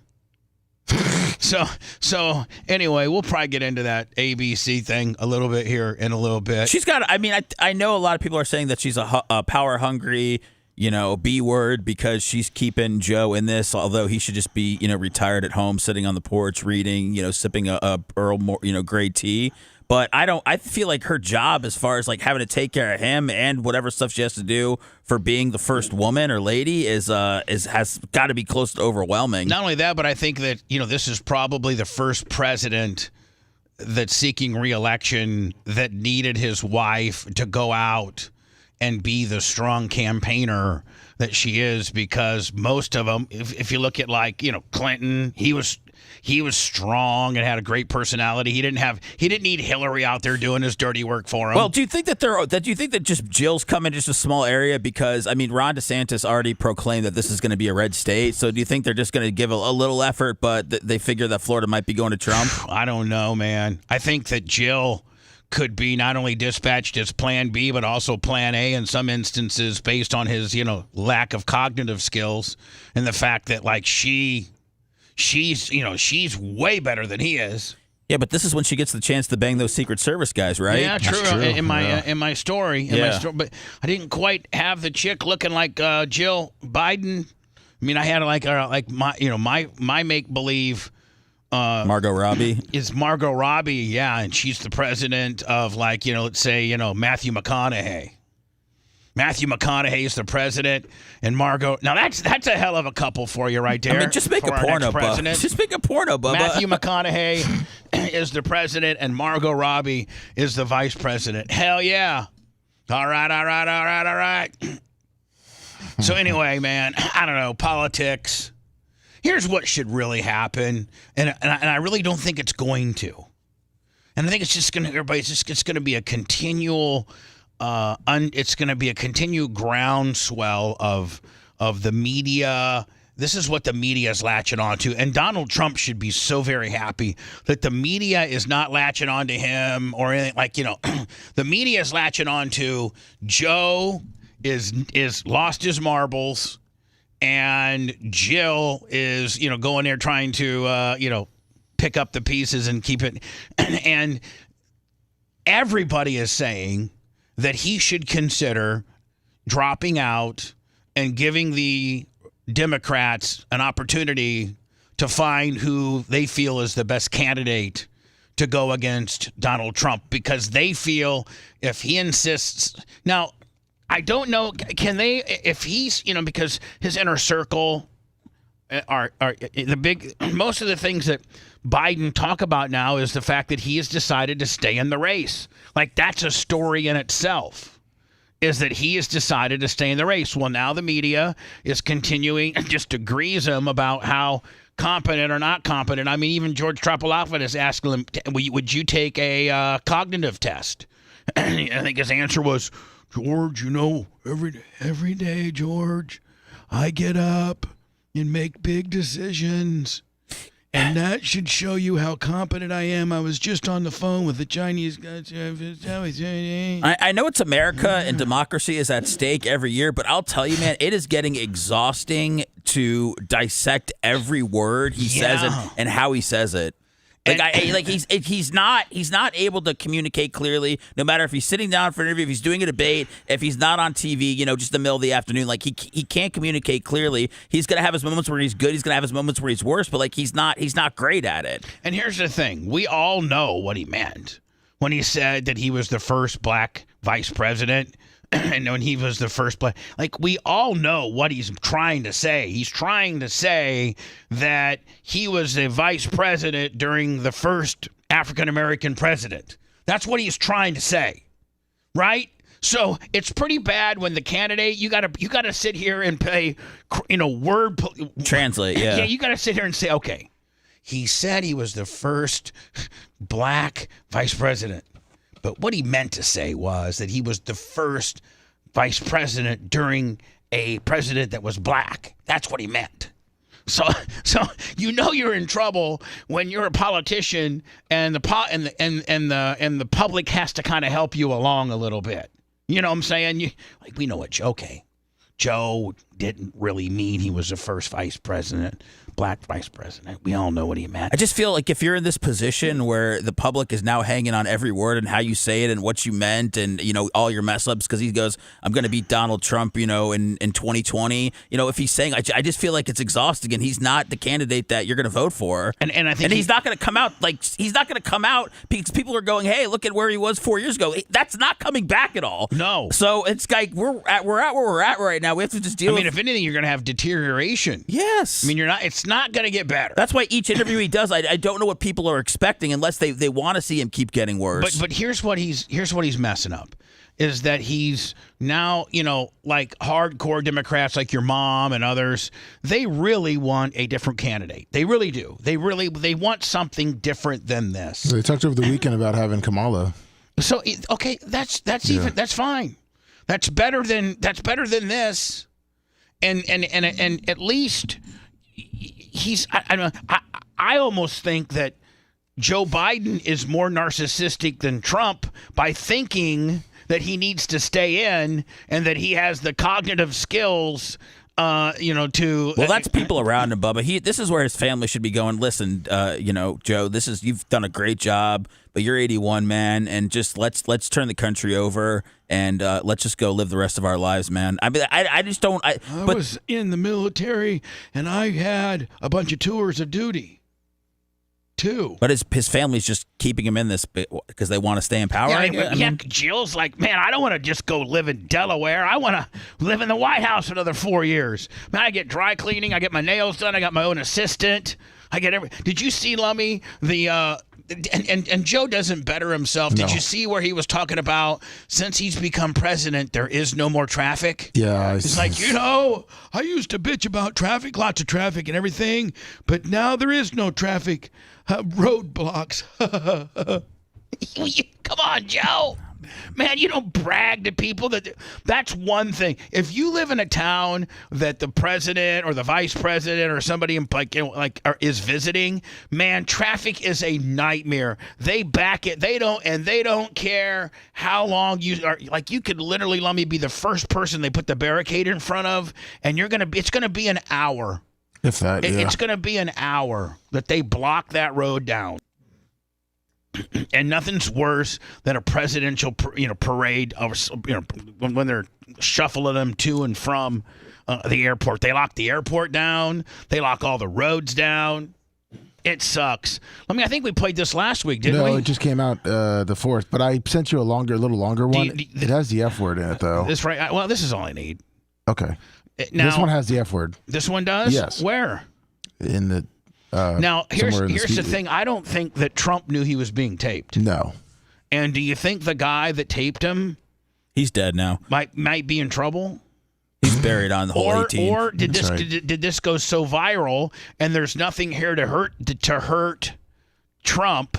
It's just standard Trump. That indeed, the guy's okay. Yeah, they tried to spin it as he's sexist and all this other stuff. So much. How did I do with the debate the other night? Oh, amazing! Kick that old broken down pile of crap. Yeah. I think people like this because this is like how Trump is. Bad guy. He just quit. He's quitting the race. Is that right? Yep, I got him out of the race. And that means we have Kamala.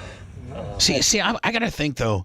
If you're running for president, you want to control everything that's going out on you, and you don't want necessarily an undercover, not approved. No. I don't know if you want this out. No. I think she's going to be better. She's so bad. She's so pathetic. It's so amazing. It's just so fucking bad. So. I just can't imagine. But can you imagine that guy dealing with Putin and the president of China, who's a fierce person? He's a fierce man, a very tough guy. And they see him, they can't. But they just announced he's probably quitting. Good. Yeah, that's amazing. Just keep knocking him out. Now, did he just stop by and talk to two regular dudes? He's giving them cash. I think he was getting something from them. Oh yeah, it was at a tournament. Like they were out there with something, like the beverage deal, or something like that. Yep. Oh, Lummy, did you see this? Yeah. The autopsy for Jessie Jane, and she was so beautiful. Let me ask you a question. Is Bubba Army HQ so good that you, in the search engine, if you typed in Jessie Jane, it would come up all the times that she was on my show? Yeah. No, I know you say yeah. No, because we did it the last time when we found the clip. That's how we were able to do it. Will you try it right now? Yeah. Would you literally try it? Yes. Because at BubbaArmyHQ.com, it's our ultimate one-stop shopping of everything that I've ever done, from well, certainly we certainly started really keeping great records at Sirius, but we even have some old 98 rock shows and just a bunch of old stuff on here as well. Most of my library, and we're finding portions of my library on various hard drives around the building daily. Are we not? Yes, we are. And we're trying to get that up on BubbaArmyHQ.com.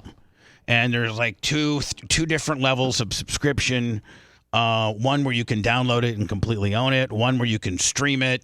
One where there's commercials, not commercials.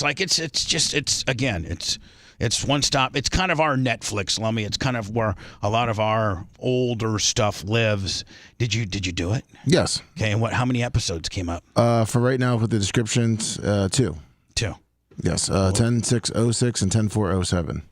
Oh, almost a year apart. Yes. And what do they say? Just from without clicking on it, does Travis allow Jenna to swing? Travis and Jenna talk to Jesse Jane about their swinging partners. Right. And then Jenna Jameson? Jenna, what's her name? Hayes? Jenna Hayes, yes. Jenna Hayes. The one that took Akira. Yeah, well, yeah. Well, yeah. No, Jesse Jane, this girl here is the one that discovered Akira. Oh, really? Her and her husband, Travis. I think Travis might have been, this woman here was married to a guy named Travis. Yes. I don't know if she was married to him. I think they've divorced, and she's dead now. Yeah. And by the way, here's a picture if you're visually watching the show. This is of me and Jesse at the AVN Awards when we were giving out Best Anal Scene of the Year. So, do you remember who won? No, I do not. Do you know? No. I bet they do. This Stormy Daniels, myself, and Jesse Jane. Jesse, look how beautiful. Even back then, even here, she's so beautiful. She's looking good. Her autopsy revealed that she died. The TMZ has learned that Jesse died from an accidental fentanyl and cocaine overdose, according to the Oklahoma City Medical Examiner. So she was doing coke, right? Of course. And why do people put fentanyl in coke again? I don't know why. I think they mix fentanyl in with everything. But isn't it fentanyl expensive? I don't know why. Is it a? No, fentanyl's cheap. Yeah, see, fentanyl's super cheap. So you cut it. You cut it with a real cheap. Why don't they just use baking soda or something like that? Maybe it messes up the quality of the coke, but at least you're not killing nobody. Yeah, but I guess because the fentanyl, it's supposed to give it a better high, but they don't know how much to put kills you. Well, because they put too much in it. I mean, you don't have real chemists, mixing it. Yeah, they just got a bunch of guys that are working with the cartel. Yeah. I don't even want to talk bad about the cartel. No, they're great people. No, well, our position as a show is not that they're good people. Our position as a show, hi, this is Bubba from the Bubba the Love Sponge show, and we do not feel the cartel are great people. We're afraid of the cartel, and we don't want to say anything bad about them. Carry on. Lummy, over the weekend, I think my boy, Tyler Erb, won another race. Yes, and put in Bubba Army at Victory Circle. And you know what, Lummy? Maybe you were a Rhett, but he won last night on the Hell Tour, I think at Hobstadt/Tri-State Speedway. I think he won last night. Maybe we can go to the Summer Nationals Twitter or something and see if he mentioned Bubba Army again last night. And if he did, cut it up. All right. If he did, let me know. Okay. That are diehards for us, and a lot of people that Tyler Erb, my favorite dirt late model driver. A lot of people that are diehards for us, and a lot of people that they just can't stand us. So either way, it all works out. He's kind of the Bubba the Love Sponge show of dirt late model racing. He's kind of the perceived bad guy. Out and forgot my buddy Super Trucker JR Trucking Chris. He's a man, and Bubba Army. Thanks everybody. I got a guy that there you go. Hold on, I guess I made it a little short. So Hold on, let me hear what I have to say. Well, me? Yeah. A handful of the greatest super dirt late model drivers in all of the country, including Roll to Outlaws, whether it's this sanctioning body or Lucas Late Models. Well, he's won 7 of these, Lummy, of the past 12. God, he's dominating. He's what, 22, 20? Yeah, he's a little bit older. He's like 28, 29. Oh, okay. Out and forgot my buddy Super Trucker JR Trucking Chris. He's a man, and Bubba Army. Thanks everybody. Boom. The people that are. Thank you, Gary Cantrell. So it looks, well, that could be Rhett and or Gary Cantrell. Thank you very much. Let me, this would be a good time to kind of go stumble upon my my Twitter. Of course.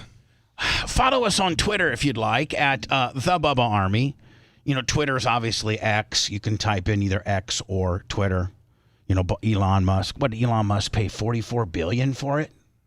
I think it was like 45 billion. I don't think he's worried. I don't think he's worried about. Oh, he's not worried. Yeah, he likes tweeting. Yeah, but for the first time, we actually were banned. How many years, Lummy, did we? Or how many years? 16, 17. So what? 5 years? 6 years? 6 years. We were without a Twitter for. We don't know what we did wrong. Some people think is that I called the Greta Thunberg. I was here when you called her that. I know, and we lost it right then too, didn't we? Yes, you lost it when I was here.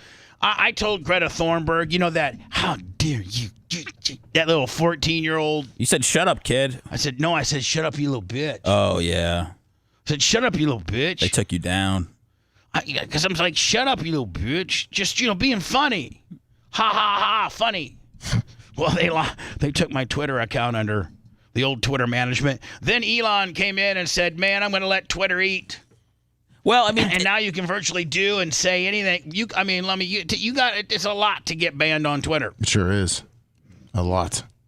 But Alex Stein's the one that got you back in the game. Oh no. So Elon's like, okay, I'm gonna everybody that's had your account suspended, we're gonna start this, like unsuspending you campaign. And he was like, by February 1st, man, everybody, no matter how much you messed up, should have your Twitter back. Well, not us.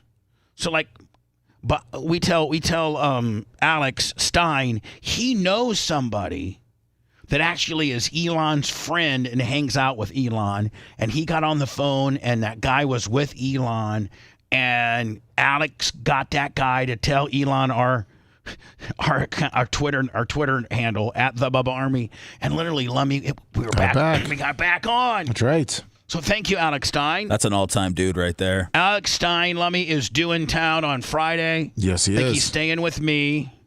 Is he going to be at Morgan Wallen with us? Yes, he is. Yes. Awesome. Don't forget, Friday is our second attempt at the Cash Cube promotion. 40% chance of rain. 40% chance of rain, but we are, Lummy, making rain arrangements. Yes, we are. We're going to be more prepared for the rain. And those country people are not going to run when there's a Morgan Wallen concert. I'm not a country They'll person. be out there. Supposedly, man, the country girls that go to these country shows are just unbelievably hot. So we're gonna have our Bubba Army. What are you gonna do? Capture one? I mean, no, but I mean having a hot cowgirl in the Cash Cube. Yeah. In blowing that skirt up. Yeah, blowing that cowgirl skirt up. Them jugs hanging out. Oh, right out, man. Well, you know what? I don't know if they're gonna allow. I mean, I don't know if their cowboy boots are gonna be good for our bottom. They gotta take them off. We're gonna have a little chair there. Yes. You don't want to do that, Bubba. You don't want to ask girls to take their cowboy boots off because then they're wearing mismatching socks, and then you think less of them, and it's really a whole thing. And doesn't it sometimes take them a long time to get their cowboy boots on because they're like super skin tight and they got them tucked into their jeans and all that kind of stuff? Yeah. I don't know much about the Cash Cube. I would just say removal of clothing. I would say they take them off because otherwise they could scuff up the bottom. We get a 350-pounder and some cowboy boots, and next thing you know, holes in it. Right. We get a 350-pound cowgirl, which, Lummy, I think there's some 350-pounders that go there. Yes, there are. And they got, a lot of pressure on our small little vinyl floor. Next thing you know, we got a big hole in our Cash Cube. You need some money for a burger. We're having to get Gorilla Tape to patch the holes together and look shoddy. So yeah, you got to take your shoes off. So you stand in line, you spin the wheel, you get a cute little gift like some Bubba Army sunglasses or Bubba Army air freshener or a duck or whatever else we got, T-shirt. And then, Lummy, if you hit it on one of the red slivers on the prize wheel, it says "Enter Cash Cube," and you get to get in there for 15 seconds. That's right. And grab as much money. The $10,000 Diaco Cash Cube, mind you, buddy. He's not going to be able to be there either to monitor it. That's okay, but I've heard that he's made necessary arrangements for our parking. Do you and I need to talk about that? Like, you know what I'm saying? Like, do you have like any? Like, what time do we need to get? Or is this is probably stuff we probably need to have off the air. We'll figure it off the air. Yeah. We don't want to tell everybody our business. Yeah, I mean, We do too much of that anyway. Probably just a couple hours there, Bubba, and then we get to go kick off the weekend. Yeah. Okay. That's why we're all riding together. Okay. Go up, set up, do the show, tear down, come back. Because then we got to get ready for you're getting baptized Saturday and Lumlum's a party. So I mean, there's a lot going on this weekend. Yeah, I'm getting baptized in Hogan beer Saturday by the great Alex Stein to hopefully wash all my Hogan sins away. And he can forgive you. And that he can forgive me, the Father, the Son, and hooty hoo. Is Stein locked in? Oh, he will. Oh, he's locked in for yeah. Yeah, he'll be so locked in. He'll be pleased. He might be against fake baptisms. No, he's good. He's a good anything that can go viral. He'll go. I mean, he'd throw his dad in a pool of sharks if he'd get 1 million hits. So, Lummy, our Twitter again is a really good follow because a lot of it is just me on pills and saying stuff and retweeting stuff, and then there's some people like you and Seth who retweet other stuff. It's a community effort.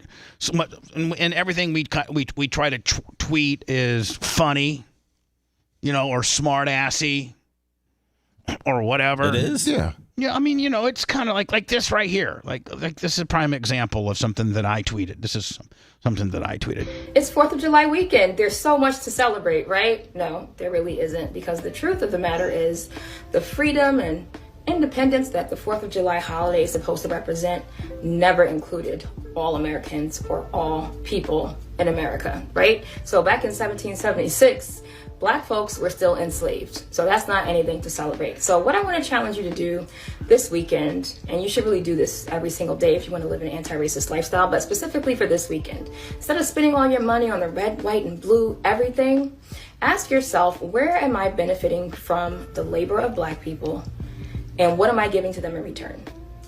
Yeah. Well, I want to have a lifestyle. Or I want to have a racism-free lifestyle, but I was going to say, I want to live the racist-free lifestyle. But now we have to get very deep with our thinking if we want to live that way. It's free labor, unpaid labor like social media, or whether it's inequitable paid labor.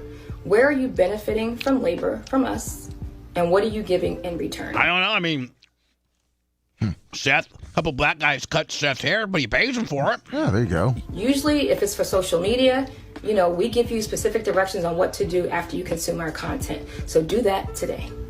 You seem a little bossy to me. I guess we supported her by. I guess we're living a racism-free lifestyle because we played her video. That's true. Yeah, I mean, point. I don't know. I'm worried. I'm worried that I'm not living a racist-free lifestyle. That I need to start handing out money to black people. Is that what she was saying? I don't know. Why is she? I don't know. I don't know. What's this, Lummy? Donald Trump saying, I think what he's going to do the first couple days in office. Oh, that's right. People are freaking out. Under my leadership, we did more than any administration in history to combat human trafficking and to end modern-day slavery. In one of my first acts in office, I signed an executive order targeting transnational criminal organizations that traffic and exploit innocent people. I signed the Frederick Douglass Trafficking Victims Prevention and Protection Reauthorization Act, authorizing $430 million to fight sex and labor trafficking. I signed legislation to crack down. Is this all stuff that he already did? I think he's bringing it back.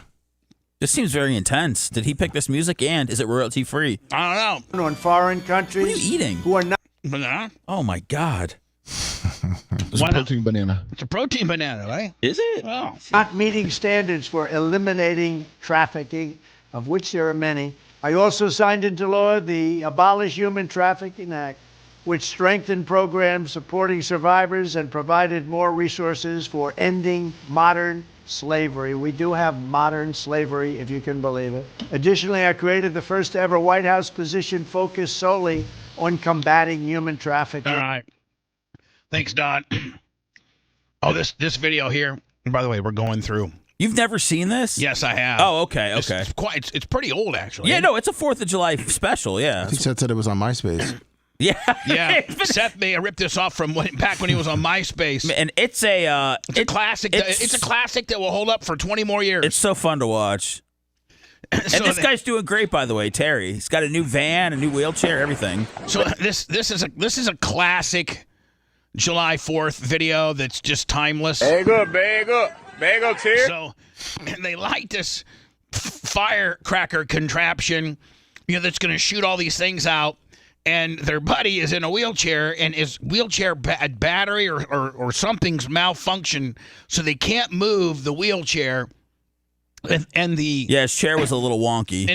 And so the firework display that shoots out all this stuff is literally about 2 feet from his wheelchair, and he has to ride it out during the entire time. Put it in reverse, Terry. Put it in reverse. Oh, Lord, please. Oh, Lord. Oh. And Terry's just sitting there. Steve, what you doing, Terry?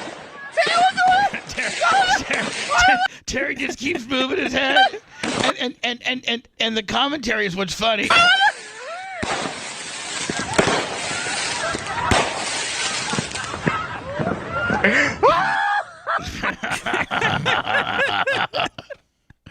Senator.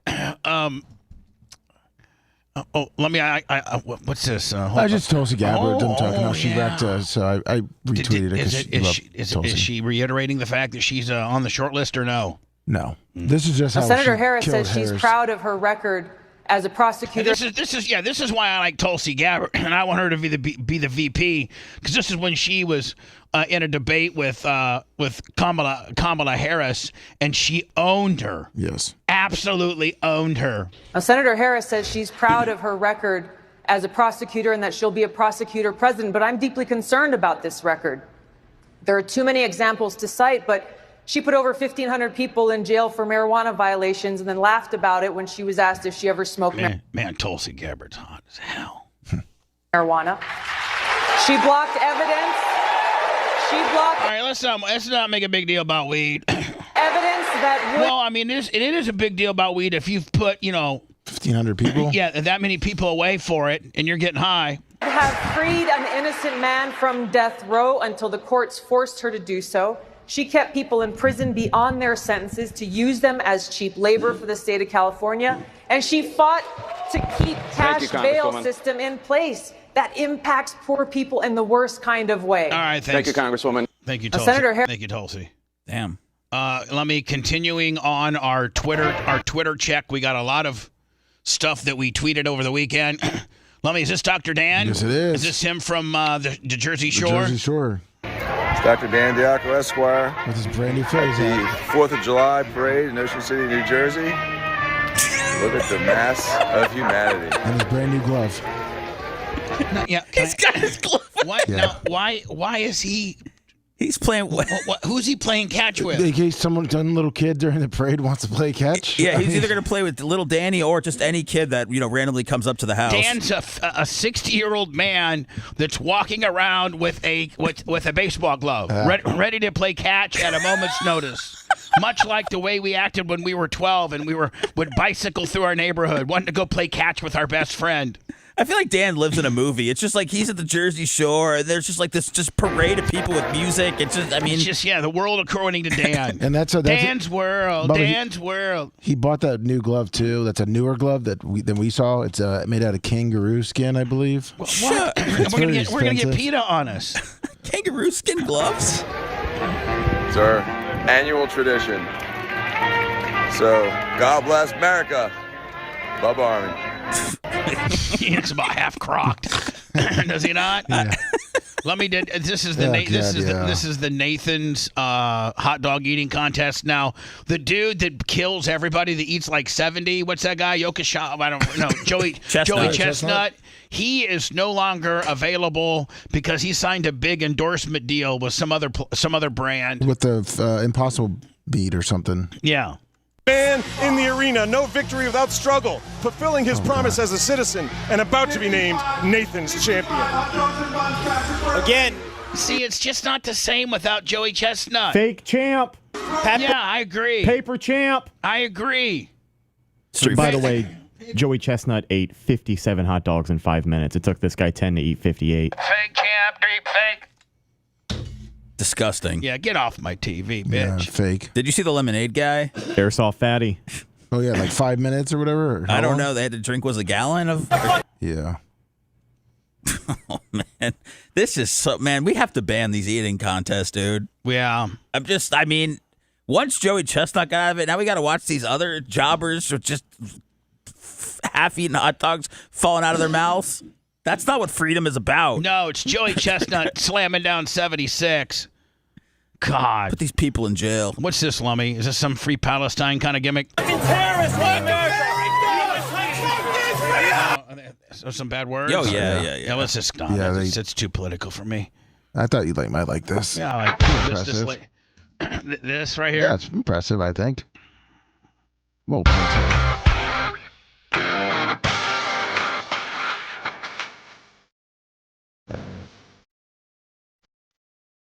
that is a real woman right there that can do a backwards karate kick and take the take the cap off of a bottle of whiskey while not knocking the bottle over. Wearing a nice American flag. And if she's legal, this one here that's my girl. Look at I'm into brunettes. Oh, yeah. She's wearing a pineapple on her head. Whatever. This is that's why I even like her more. It's like how many? Seth, you know my new girl? She can ride a path on her head. Didn't even notice that. American woman. I bet you they have something holding the bottle. I don't think you could do that. See, they don't show the bottom part of the bottle. That's fine. It's still a great video. Listen what I say. Hot ass chicks. You don't see those American flag bikinis much, do you? Not really. Something about them. What's this, Lummy? Another pro to be. You don't know? Oh, go back to school. I'm in school. Maybe I'll learn the next one. So here's the thing. boy. Here's what's so sad. It's a 4th of July celebration. It's a 4th of July celebration, and this kid has an American flag. He's in the wrong spot though. God Lord. So he's looking for a friend. Who would ever think that on 4th of July you could go to a gathering of people and with an American flag and be the bad guy? Right? And be the guy that might get your ass kicked. That's how bad our country is. Because, obviously like a pro-Palestinian, some kind of deal.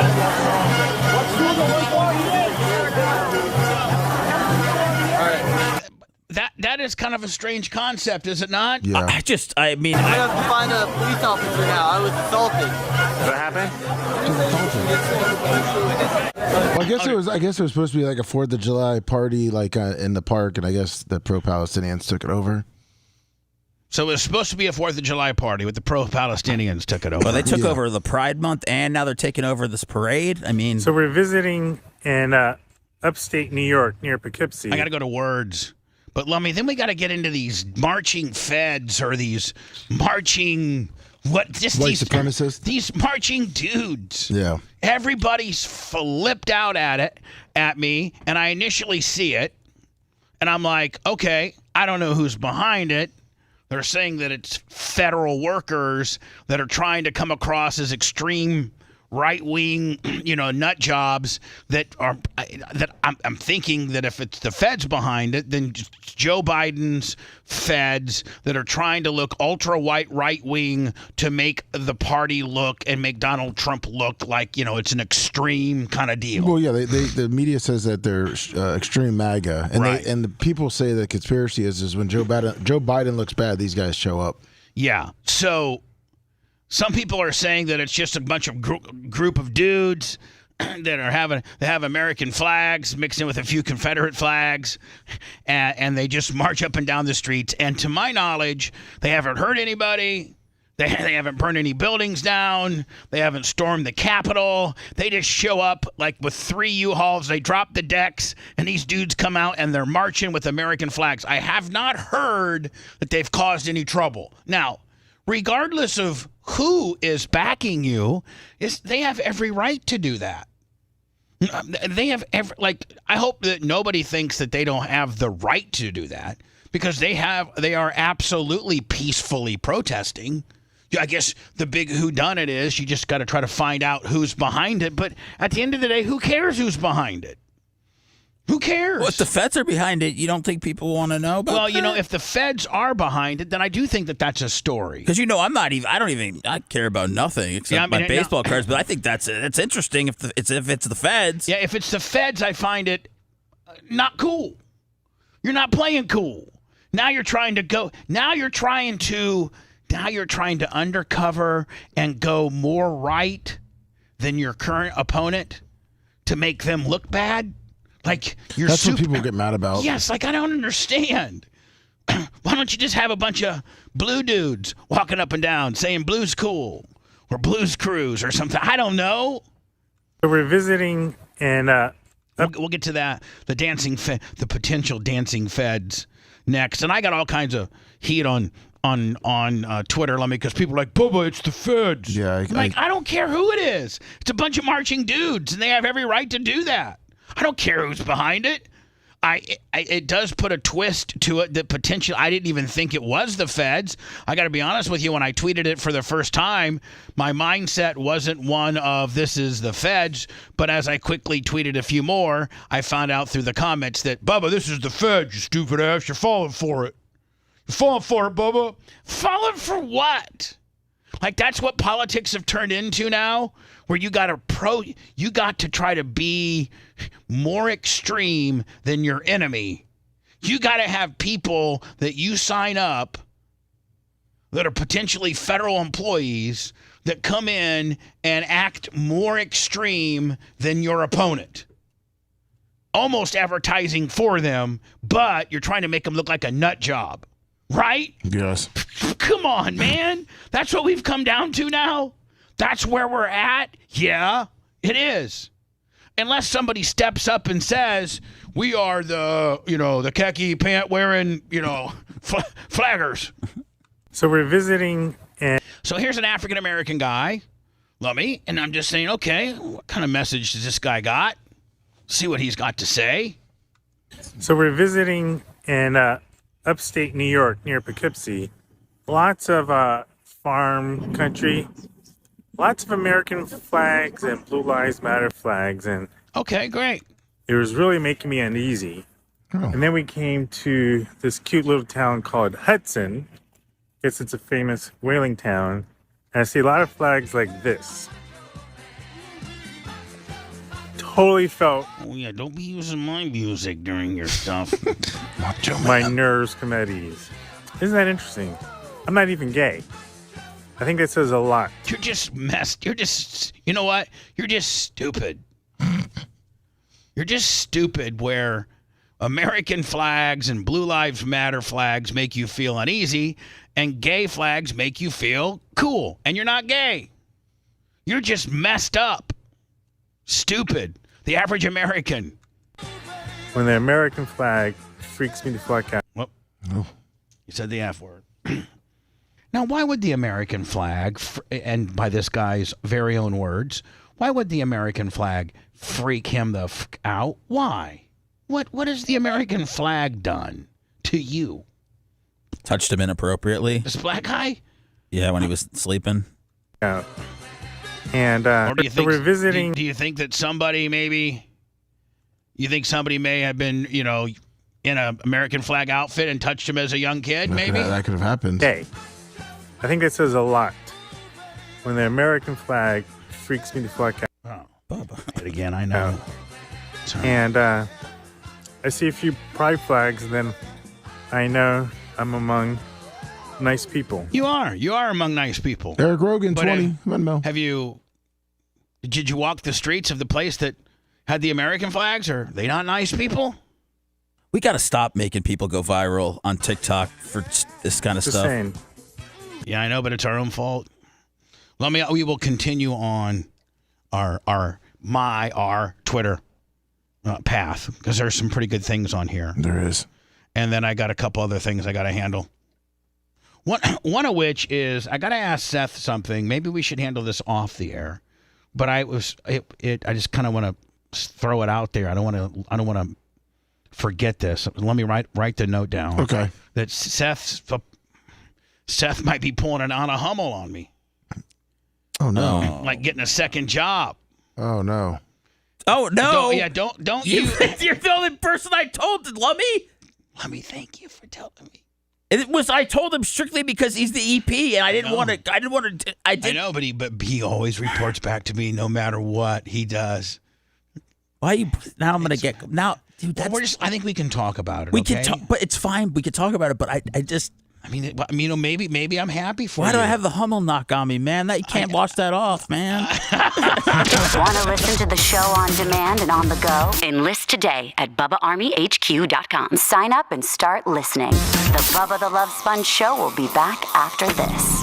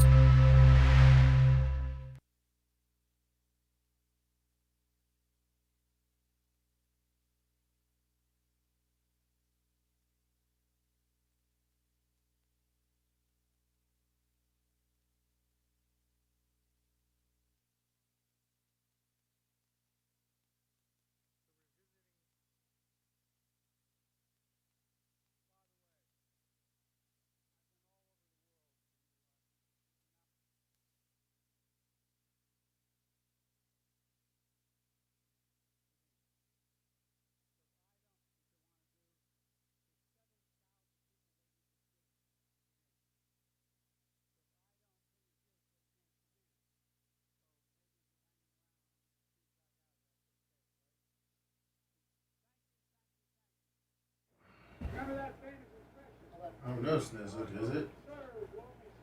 Oh no.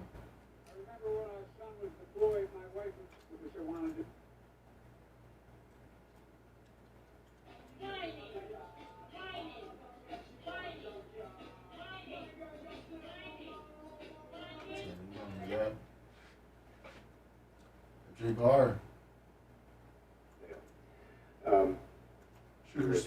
Sugar Mama Susan Butcher, 67 months. Green Eye Bandit, 71 months.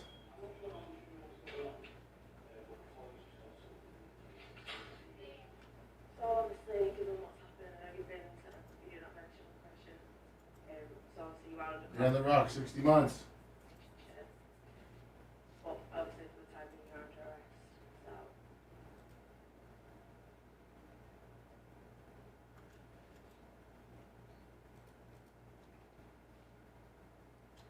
National championship. Does what women's I'm going to pronounce when referring to my child. I raised what? Pronounce when. Some big lunger. Today my husband fit both his hands inside of me. And honestly, this is getting a little bit... Today my husband fit both his hands inside of me. And honestly, this is getting a little bit out of hand. But when you're addicted to the feeling of being split in half, when does it end? More is more. Today my husband... Crazy, I haven't been to Ybor in like 15 years. I'm about to be there 2 times in the last month. July today, you are somebody who's been staying through Palestine and is also. It's nice to go down there every now and again. It's nostalgic. That's why I'm changing it. You are somebody. What's that? That's why I'm changing it. You're changing? Oh. Yeah, it's going to be at, You do St. Pete? yeah, downtown St. Pete. That'd be perfect for me. That's going to be at Acropolis in downtown St. Pete. Let's take Stein to the Grand Central District where they have cocktails where all the gay bars are. You should go to the castle. The senator might be there. Dude, if you could get footage in the castle, which I know you can, like he would be. With the senator jerking off by chicks dancing. I mean, he should probably be able to. Isn't the shoe liquor down anymore? Yes. The shoe. I mean, so there's multiple people down there. It's not like he's not from a fucking big city. I mean, he lived in Tampa for a year now. Oh, that's right. So he's been there. He hasn't been there since. It's somewhat improved. I said what I said because, like, what is there to fucking celebrate? What are we celebrating, guys? What are we celebrating? Because, like, you're either one of two things. Like, you know what's going on, and you're actually, like, out there, like, loud and fucking proud, like, proud to be a fucking out. Man. Sweet, Snizzuk. Is it gonna? I need it to rain today, and I'd like to watch this weather coverage all day. I think it's What's that? Yeah.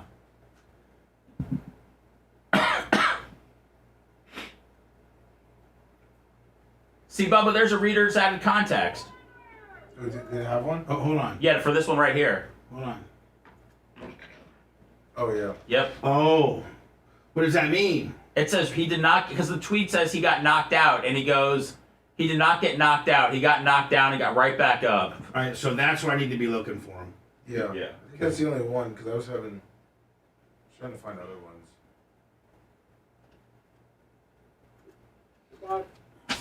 He didn't care, but still, you know. He's 80? Yeah.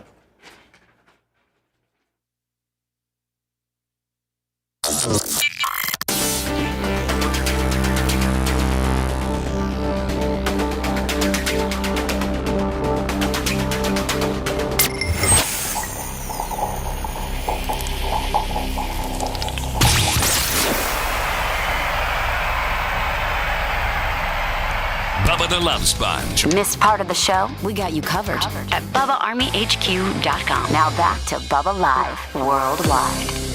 If you're a big Bubba Army, big sleeper cell of Bubba Army that's in the Ocala, Gainesville area. Obviously, I own a racetrack up there.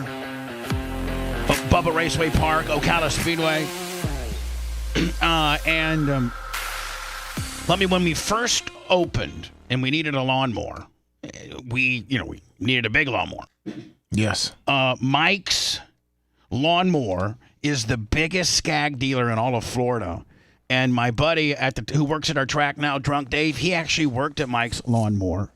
And Mike, as a gesture of like, welcome to Ocala, and I'm going to be a kind of a sponsor, gave us a used skag that we still use. In fact, I yelled at Drunk Dave a couple days ago. I'm like, you guys are putting too many hours on my skag because it's so much nicer than our older skag. You guys need to stay off my skag.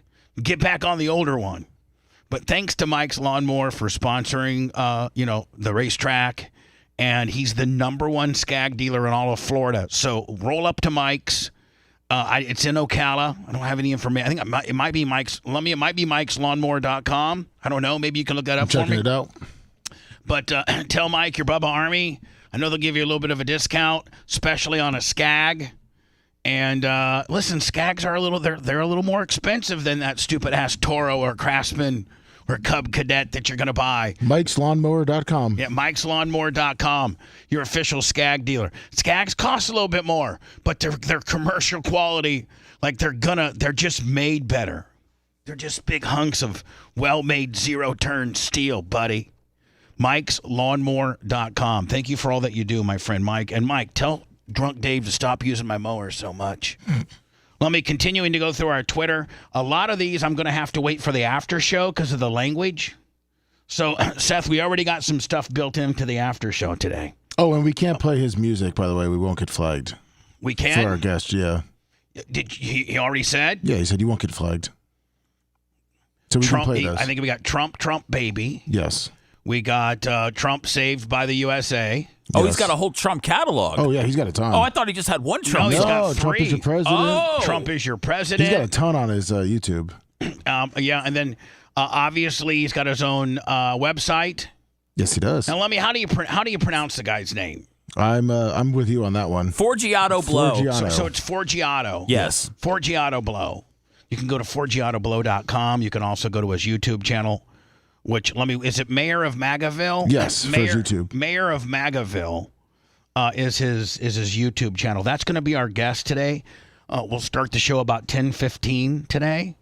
But then there's some things on our Twitter that I want to get through too that I'm sure the mayor of Magaville might have some opinions of as well. I think so.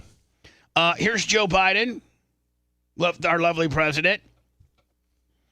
Claiming to be in the military. He's talking to military dudes, and I think he says, I served with you. And by the way, I've been all over the world with you. I've been in and out of battles anyway. He's talking to military dudes, and I think he says, I served with you. And he, I think he says, I served with you. And he, I think he says, I served with you. I've been all over the world with you. I've been in and out of battles anyway. Well, he's had battles. I know, but he's a battle every day. I think he just gives up on the deal. Listen. And by the way, I've been all over the world with you. I've been in and out of battles anyway. I mean, that's the right. Whoever taught him that to not finish the thought and just to bail is the best thing. I mean, I don't know. Here's Joe. Oh man. Here's more Joe. Which I want to do. There's 7,000 people waiting at the gate to get in. Joe, I don't think that the people that potentially are on the fence of maybe voting for you. Listen, people are locked in. He's telling us like it's Disney, Yeah, you know? But like, here's the deal: people are locked in. By the way, people are locked in. Okay, I'm going to vote for Joe or a Democrat, regardless if Joe's on the ticket or they put Kamala or Newsom, like your mom, like and Babyface if you hadn't lost a bet. Like they're going to vote for the Democratic candidate.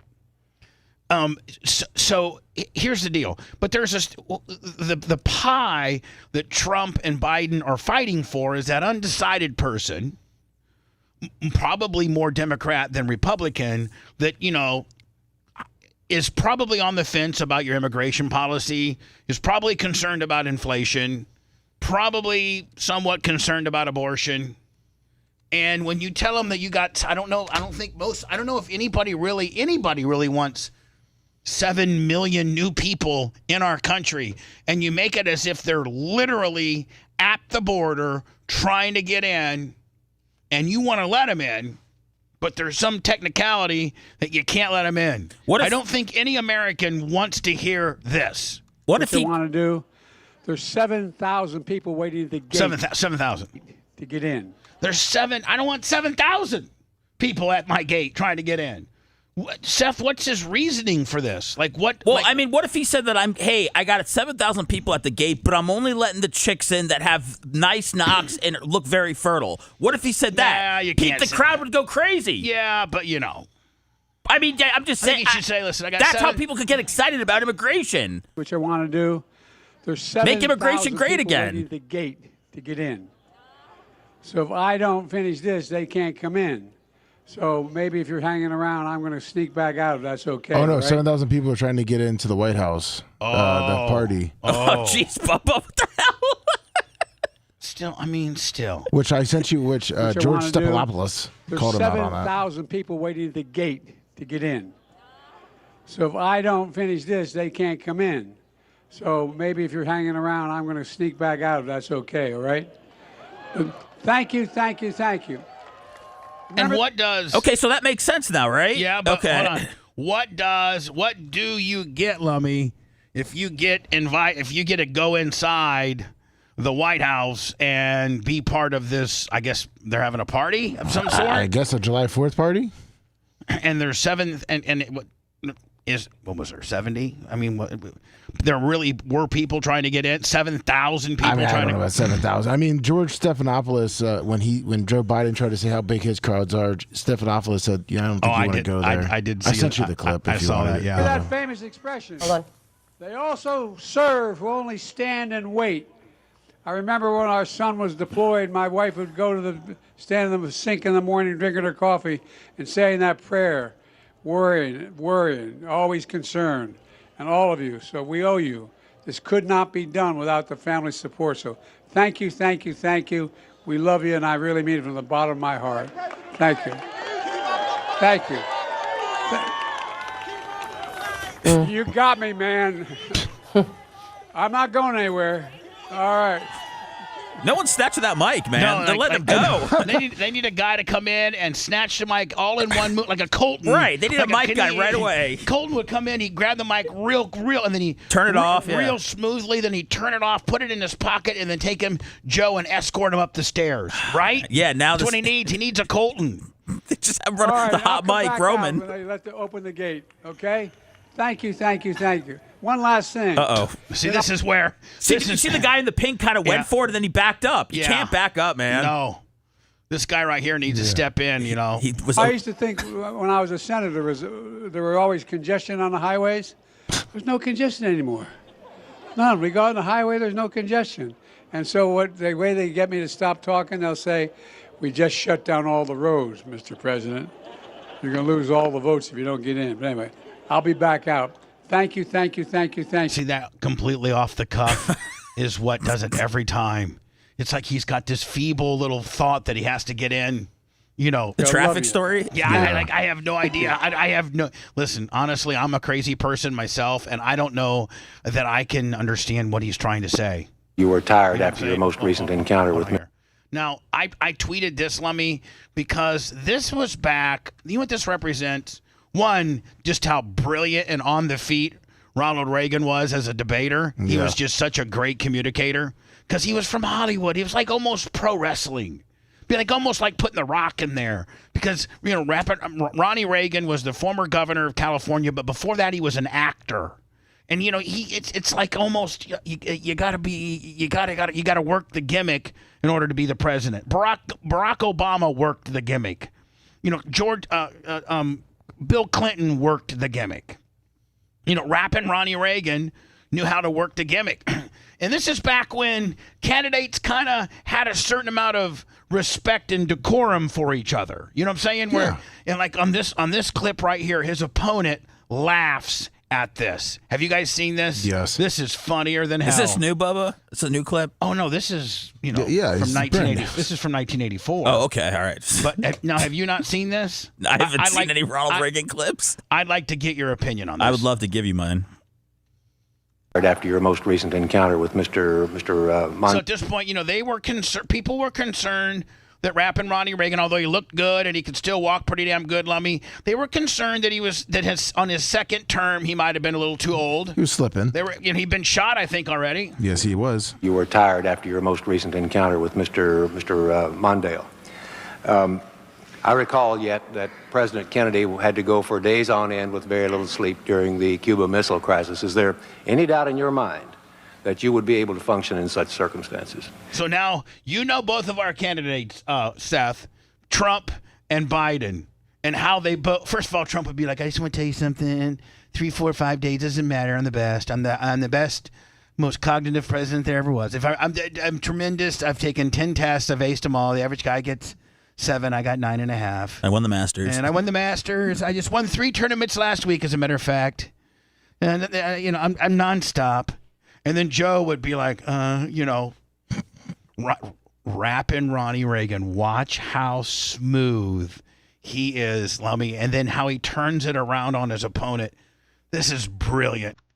Not at all, Mr. Truitt, and I want you to know that also I will not make age an issue of this campaign. I am not going to exploit for political purposes.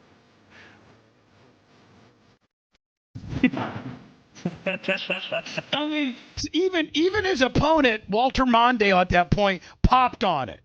Like, is that not funny? Yeah. Am I just being, you know? No, I mean, he was prepared. I mean, he knew he was going to get that. Nostalgic and just, I mean, like, this is when, Lummy, there was a certain amount of decorum and each candidate, I mean, like, you know, Mondale pops. Everybody pops on this. Yeah, of course. My opponent's youth and inexperience. Takes a sip of water, might as well drop the mic.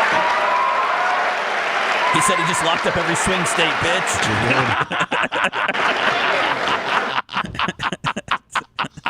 That's when he won 49 states. Yeah. Did he? Yeah. Jeez. So let me know, have you seen this? And I am. This looks old as hell. It's not. It's just the quality is horrible. And I cannot play this on regular radio. No. But these two, there's this woman, she works for what looks to be Fox 45 television. I don't know where. I think maybe Charlotte, North Carolina, Charleston, Atlanta. I don't know where Fox 45. Baltimore, I think. Okay, this is Baltimore. Makes sense. And then they have 2 African-American women to her left, and she's interviewing these 2 African-American women because they won this debate. You know, they won a debate. And I've known people like J.D. Acco and other people that have been on, you know, college, you know, legal debate teams. And I've seen, you know, college debates before. And they won their college debate. But boy, have you seen their technique? Where, like, you know, after every other word, like after every 5 words, they go, like, and then let me, the things that they say. Let me see if I can Black women's team to win the Cross-Examination Debate Association's national championship. So these are the national champions. Morning, we have two of the team members here. We have Amina Ruffin and Corey Johnson, both here to talk about the major victory. Ladies, way to go. Congrats. Now here's my thinking, and Rat and Macho can help me. But if Fox 45 broadcasted this, why wouldn't it be okay for us to broadcast it? So, like, if this was on Fox 45 of Baltimore. It's a riddle. No, I'm thinking that if indeed they put it over their airwaves, why wouldn't it be okay for me to put on my? Because I listened to it, I'm like, ooh, I don't know if we could play that or not. What's the clip of? It's a clip of them winning the debate. Their winning debate. Let me just play a little bit of it. Congratulations. You've made so many people proud in this area. Now we want to pick your brain a little bit as we admire your huge trophy, by the way. That's ridiculous. What is it, a bookcase or? What is that? It looks like a collapsible piece of luggage or something. The trophy's on the right. Oh, okay. And what's the blue and red things? What's the red thing, Rat? What's the big red suitcase looking thing? I have no clue. Okay. But I'm going to ask you first. We'll start with you, Amina. What was the topic, first of all? The topic was restricting presidential war powers authority. They say the niggas always... All right, so, yeah, hold on now. So, what I'm saying is, like, if Fox 40, or did Fox 45 not play this, and whoever disseminated this may have just put this in as part of the story, but Fox 45 didn't actually play their debate. Who would have complained if they bleeped the word out? I don't know. I mean, what I'm saying is, like, I don't know if that word's allowed to be uttered. Not by us. But how about by them? Sure. So, since they're saying it, it's okay. Are you talking for, like, the radio or for the internet, Bubba? Because I'm the after show. No, the after shows. No, I mean, I don't know. I think problem. I think for regular radio, but this looks like it might have been played on regular TV. Doesn't Don Miller say it? I mean, you could. Yeah, he does. It's not an FCC violation. It's whether you want to. I mean, you could actually say it if you wanted to, but it's up to you whether you want that on you. Okay, well then I don't have a problem with an African American that's currently being interviewed because they won the debate from Fox 45 in Baltimore, and if they had no problem playing it. And it's the words of the people that they're interviewing, then I don't have a problem. I mean, I got called it on the podcast yesterday. Someone called me a Jew N-word. Powers authority. They say the niggas always already queer. That's exactly the point. It means that the impact is not that. So I just want to let you know this is their winning debate. Actual footage of the championship debate. So this is. I just want to let you know. Wow. So here you go. Wait till you go. And then they get like an evangelical. Like they suck their words, or like you'll hear it here. That is an impact turn to the afraid. That's what they do. Like when they're trying to like. This is weird. Listen, here we go. That it is a case turned to the affirmative because we are saying that queer bodies are not able to survive. That it necessarily means that the body of the nigga is not able to survive. We got the topic in about July, and we started doing our research then. When the nigga sees these pains and suffering, that he can only envision himself. What's that? I think it was put in. It was added to their clip. Okay, well, playing. I'm just letting you know. All right, so at that point, that if they're saying it, just like Don Miller says it, then how can I be in trouble if I'm playing their own words on a debate that they won the actual debate? If I'm playing, and it says actual footage of championship debate. So why shouldn't I be able to play it? I don't think there's any solid reason. It just all comes down to who it offends. Okay. Well, I'm sorry that this potentially could offend you, but I'm playing it. Is everybody okay with me playing it? Yeah, Seth, you okay with me playing it? Yeah. Lummy, Rat, Mach. Yes, Monet texted me. She's a little upset. Mach, Oh, I don't know about this stuff, Bubba. Oh. I would shy away from it. Yeah. Because I have the news story now, and yeah, they didn't play it. Especially if we're trying to get more affiliates. Yeah, but I mean, wow. Now we're scared of it. Thought I'd never be such a pussy. I'm a pussy. I mean, well, at least we know what we're going to play for the after show. Yeah. All right. If you liked that segment, then you'll definitely like the new redesigned BubbaArmyHQ.com. We'll be back to the Bubba the Love Sponge show after this.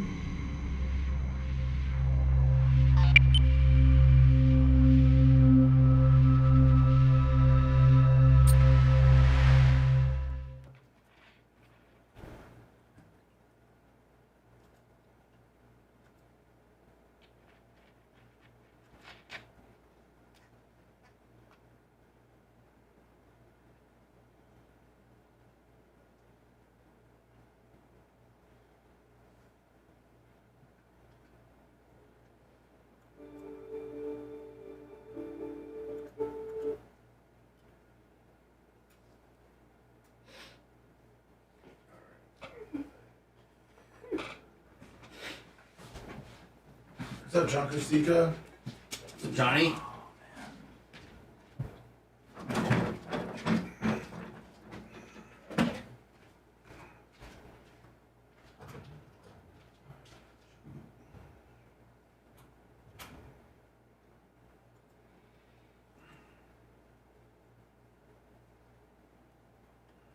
Again, 100 people were shot across the city. 17 of them were killed. The injured. Chicago.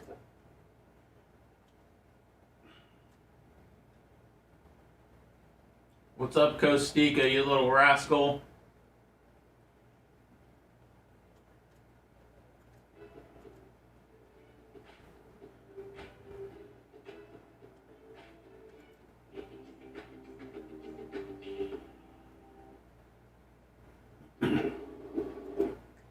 What's up, Brian?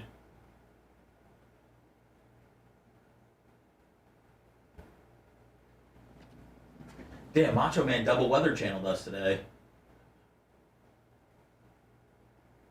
He's really got his sights set on Galveston.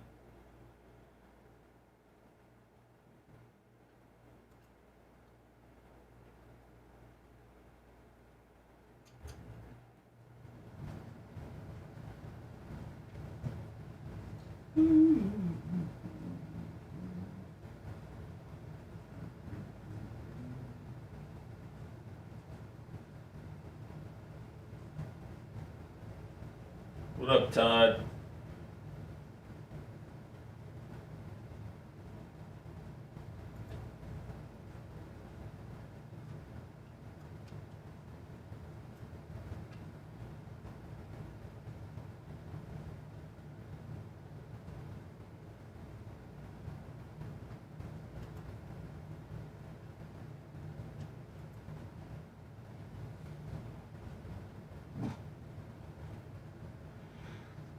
What up, Longer?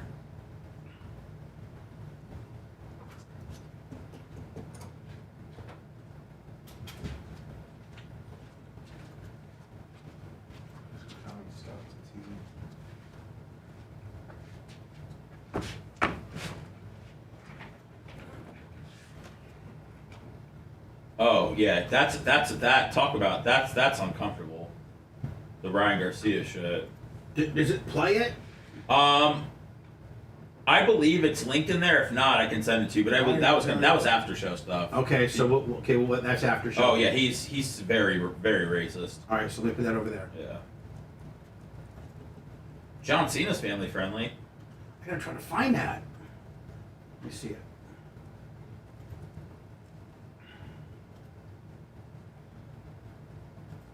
There we go. There we go.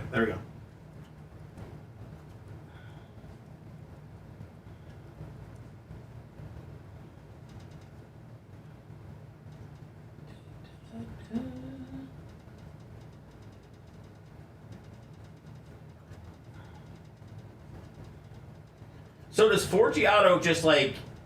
How does he know his stuff won't get tagged?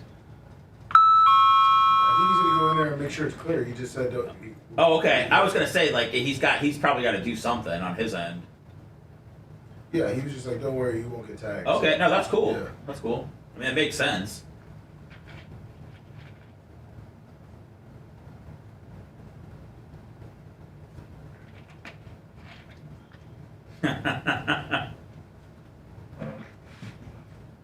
Heather, don't get over July. We gotta do it. We gotta do another podcast.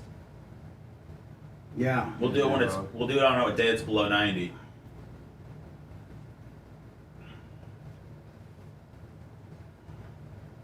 I mean, do we have the clip of the girl? Is it? Yeah, it's here. I think it's here. I remember as a Catholic kid.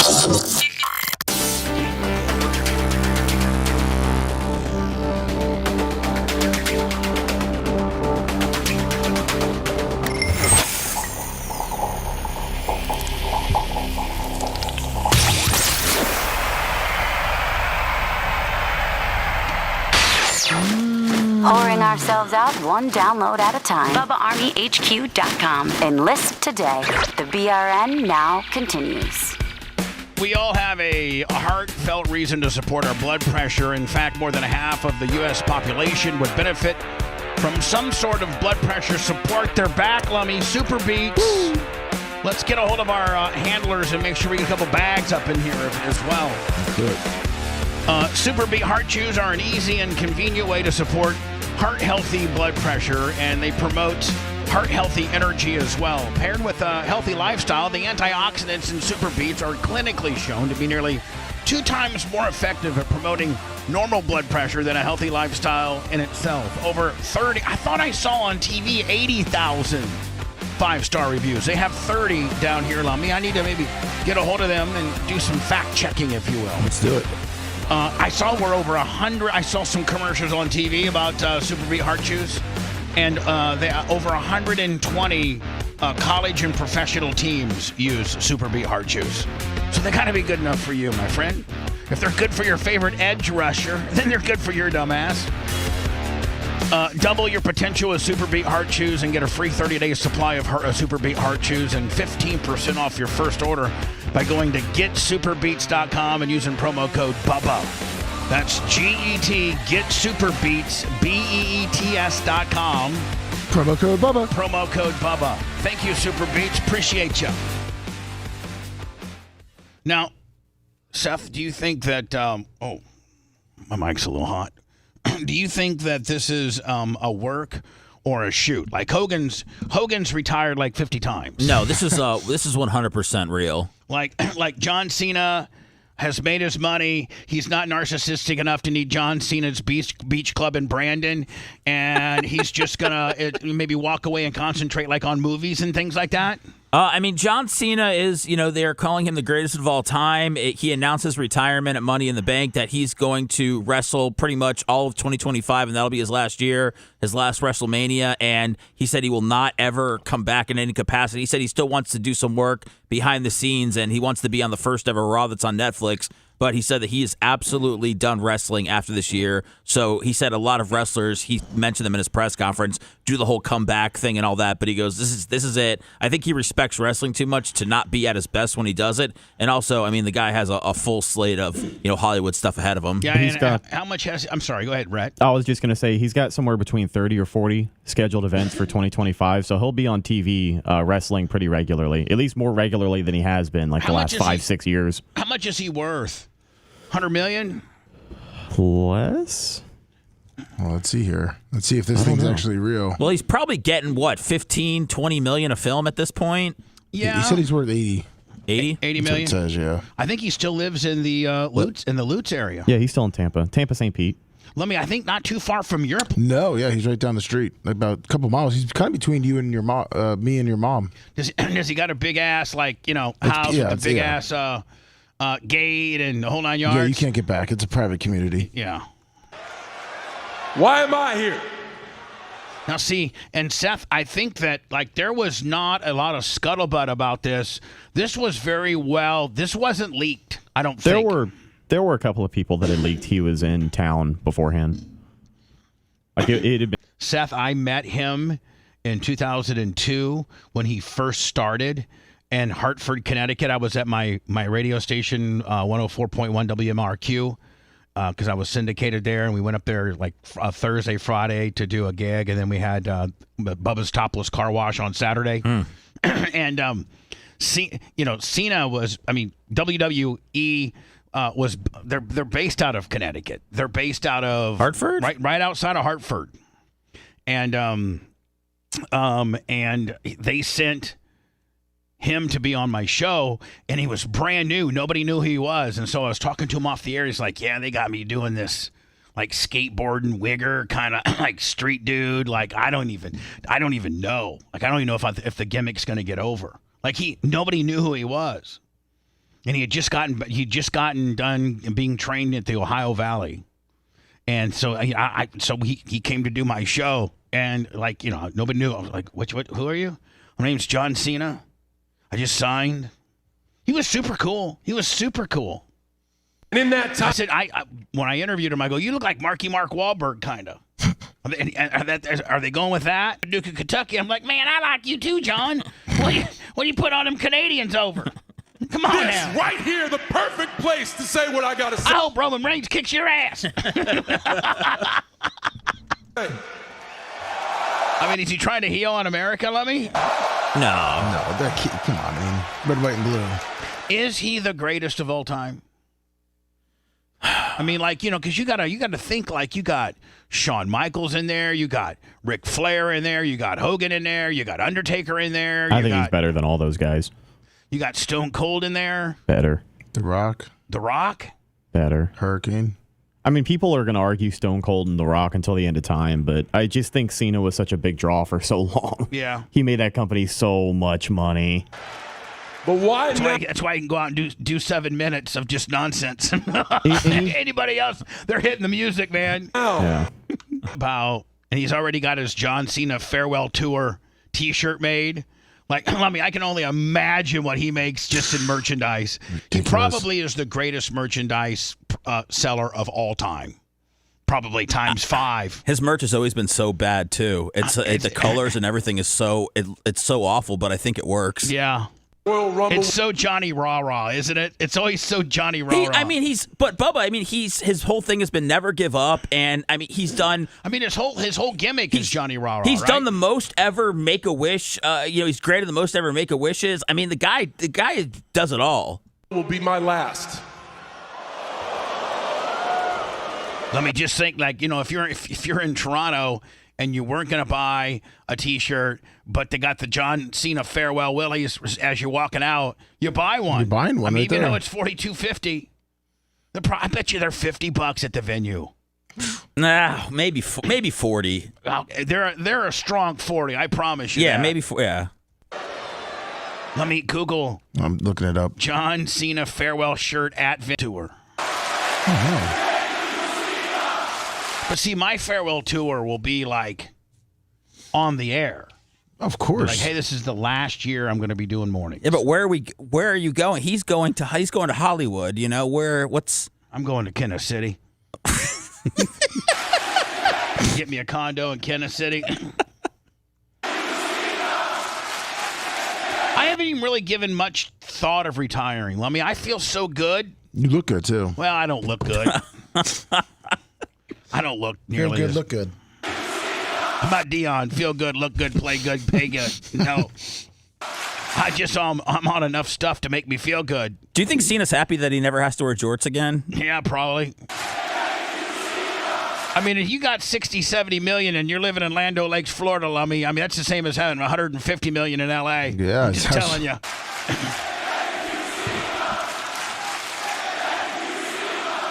See, so they should instantaneously be making those shirts. Thank you, Cena. Right? That's what the crowd's shouting. Oh, of course. Thank you, Cena. They got a whole year to stretch out the merch, Bubba. Oh, I know. They're going to, too. Well, they're going to sell the stuff till the end of time. By the way, we got some brand new merch up. You might want to go check it. You won't find the T-shirts, Lummy. They're done. Slides are still available. I'm sorry. The tennis shoes, the Bubba Army Fat Man Dunks 2, I think got pulled down this morning at 6 o'clock. But the slides are still on there. Slides are still on there. We're still slinging slides. Did you get a size 14 for Cantrell? Why am I here? You really, for real, hard as a rock.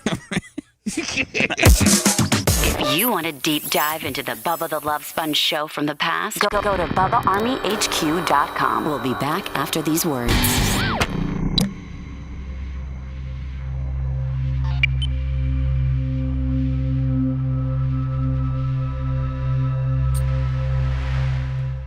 Okay.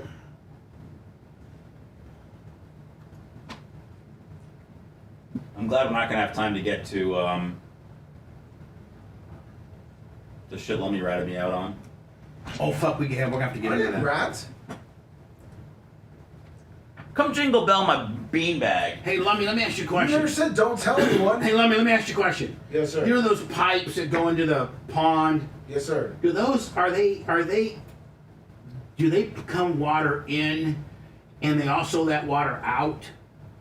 No, it's mostly the black one is definitely water out, no water in, and the blue one, I mean, it just depends on how high that pond gets. What I was saying is we should, with the black one that lets water out of the pond, don't you think we should put like a bucket or something over the back, like strap up some way where it can't go out? Oh, I'm sorry.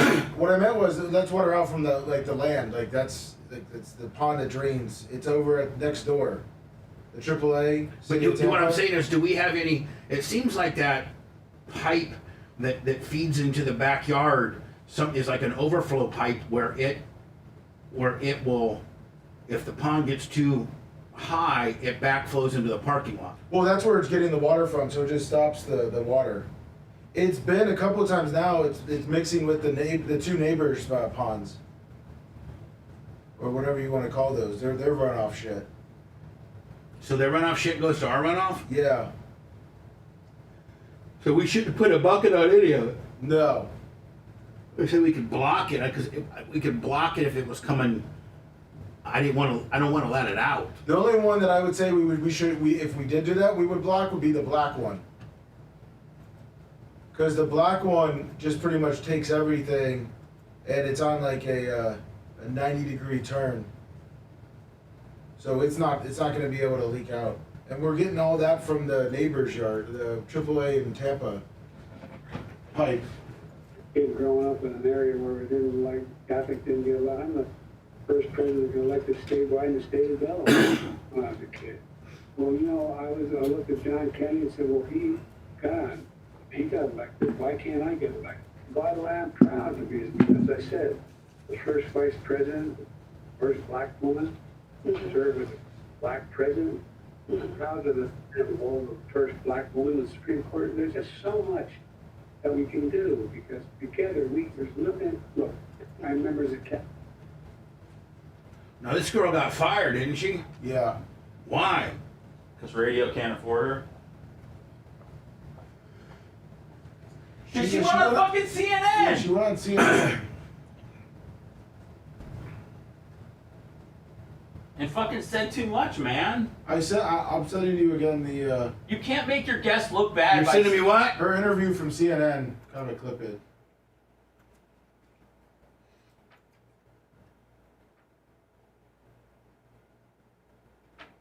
Did anybody from the Rays make the All-Star game? Yeah, one guy, third baseman. Oh, Paredes, right? Yeah, one guy has to make it. Oh, that's right. Usually that's completely smashed. They choked against the Rangers. They choked against the fucking Rangers, just giving up fucking home runs like it's fucking nothing. Good morning, Bulldog. Yeah, fucking. Let's fight some wars.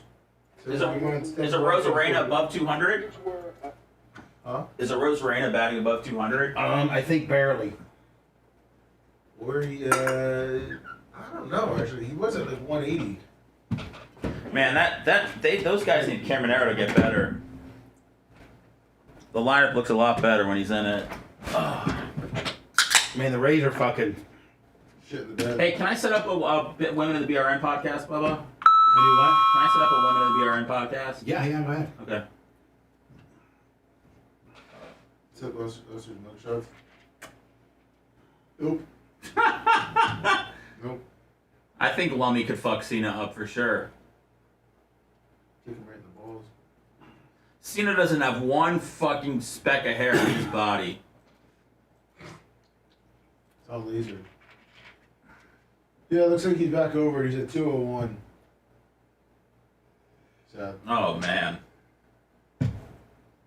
And Scott Boras still probably going to get him paid $25 a year. Oh, shit. James Orr, 25 on the Venmo.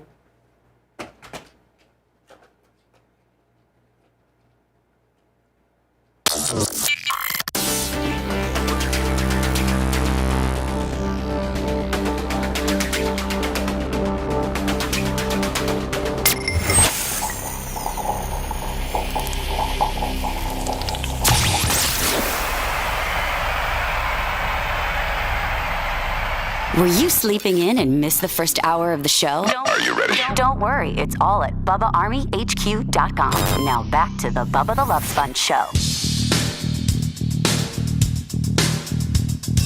I think Santa Monica got the Shannon Berg, don't we?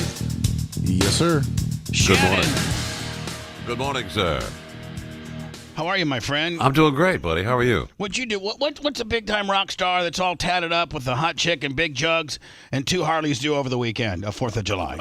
A lot of cooking, a lot of eating. I ate more the last 4 days than I have in the last 2 weeks. It's just like non-stop. I feel so bad. And then you feel horrible when you hit the scale today. You're like, what? Yeah. Oh, my God. Oh, yeah. Well, I'll fast a couple of days this week. We'll get back in order, Do some setups, some push-ups, some military-type stuff like you were into, Yeah, pretty much. Yeah. So, listen, I've been, I probably should just take a step back. And, I have you on my show sometimes to talk politics, sometimes just to promote your brand, sometimes just as my friend. Like, you're my boy. It's hard telling, I don't necessarily have to have a reason to have you on. You just appear from time to time. Right. And today happens to be something that you wanted to speak about or announce. And we talked about it. I'm like, yeah, I think you should, come on the air and do it. Yeah, I appreciate that. And I think pretty much people know, but today at 3 Central, I will return to Florida Man Radio Network with EZ. We'll do 3 to 7, Monday through Friday, right after Markley, Van Camp, and Robbins, and we're back. Man, the people of Fort Walton Beach, I've been getting a ton of people get a hold of me. Is Shannon ever coming back? Shannon ever coming back? I'm like, yeah, I told a couple dudes that you were coming back to stop sweating and leave me alone. I actually did about a week ago. Some dude was wearing me out, and I'm like, listen, it was on Facebook Messenger. I'm like, listen, he's coming back. I don't know when, but it's soon. So just chill out. What were they running in lieu of you? Or what are they running in lieu of you? Where? On the Florida Man Network? Yeah. Or the electrifying Guy Benson. Oh, okay. Is he gone? I suppose so, because I'm on there at 3 today. So Starting to 3, yes. 3 Central, yeah. Now, how about that other the Miz market the other market where that supposedly homie was looking at? Are we looking good on that? Have you heard any insight on that? On getting Don Miller back? Well, no, the additional market that we were supposed. Yeah, things are looking very good in that regard. I haven't heard of anything this week, but I know that they were on our way to another big signal in the Panhandle. And what about the great Don Miller, more talented than both of us combined? We are working on Don Miller. People don't understand that when you're on a network, this, and when you're on some smaller markets, but one big one, and the big one gets sold, as our Orlando cluster did. It's that company no longer has the dough to pay. This is an expensive format, as you know. All FM talk. It's not phoned in Jones. It's not syndicated. It's all live local stuff. And it's not, it's not voice tracked like a lot of music stations are. It's an expensive format to put on the air. You lose a big market, it changes everything. We've been able to restructure things to get me back, and the plan is that in the coming months we'll get Don Miller back. So starting today, back on Fort Walton Beach, 103.1 with me, you and I back, and we're working on getting Donnie Miller back too. Yeah. Yeah, that sounds. Thank you to Wolfie and to Grizzo and all the guy up, Bo Reynolds, and just all the cool dudes up there in Fort Walton Beach. I know we're pulling for you. Yeah, don't forget the engineering, and Randy and Bill here in Orlando all helped me. The one thing you don't hear today in my call is the aquarium in the background. Why don't you hold on? I missed the aquarium. Where's the aquarium? I'm in. I've converted a guest room we had, and I've moved. That was kind of a temporary thing for me in there. I wasn't really using it. Are you now and all your kids? You're empty nester now. Yeah. I mean, you used to have 2-3 kids rolling up in the joint. Right. Look, one of the bedrooms, an entire bedroom, Kim had built into a closet. Like she had built-ins put on all 4 walls, so she has a closet. And that's in that when giant, your bitch has got too many clothes. Shannon. Yes, inside that closet is a closet. So you need to tell her, listen, Facebook Marketplace, Posh Spice. Oh, come on, let's start getting rid of some of this stuff. You're never going to wear half of this stuff. Period. She's very, very, very good to me, and we've been doing a lot of work this weekend around the house, moving my studio. Is she very clothes aggressive? No, she's a great dresser. She likes to look good, and she's. I know, but I mean, could you say to your lovely wife with the big jugs, who's got the best attitude ever? Could you say, honey, do you think we could get rid of a little bit of this stuff? Some of this. No, I can't say that. No, you know your limitations. I do. Okay. Look, she said, look, I look at all these clothes in this box that I'm giving away, and I looked at the box. It's like a little bitty. There's probably 6 sweaters, and I'm like, oh yeah, that's great. Wow, look at all the room you created. There's only 416 more of those in the other bedroom. That's it. Every color times 2. Don't get me started on shoes either. Oh, Lord. Oh, is she a shoe chick? Well, yes. She probably has 200 pair of shoes. Yeah, and she. I mean, you can only wear one at a time. And then let's be honest, we all get that one pair of shoes that we like the most, and we wear them the most. Like we get them broke in, they fit in just perfect. Dudes are like that. Look, I'm good with 2, 3, 4 pairs of shoes, maybe a pair of riding boots. That's all I need. That's all I need too. I need like maybe 1 pair of dress shoes.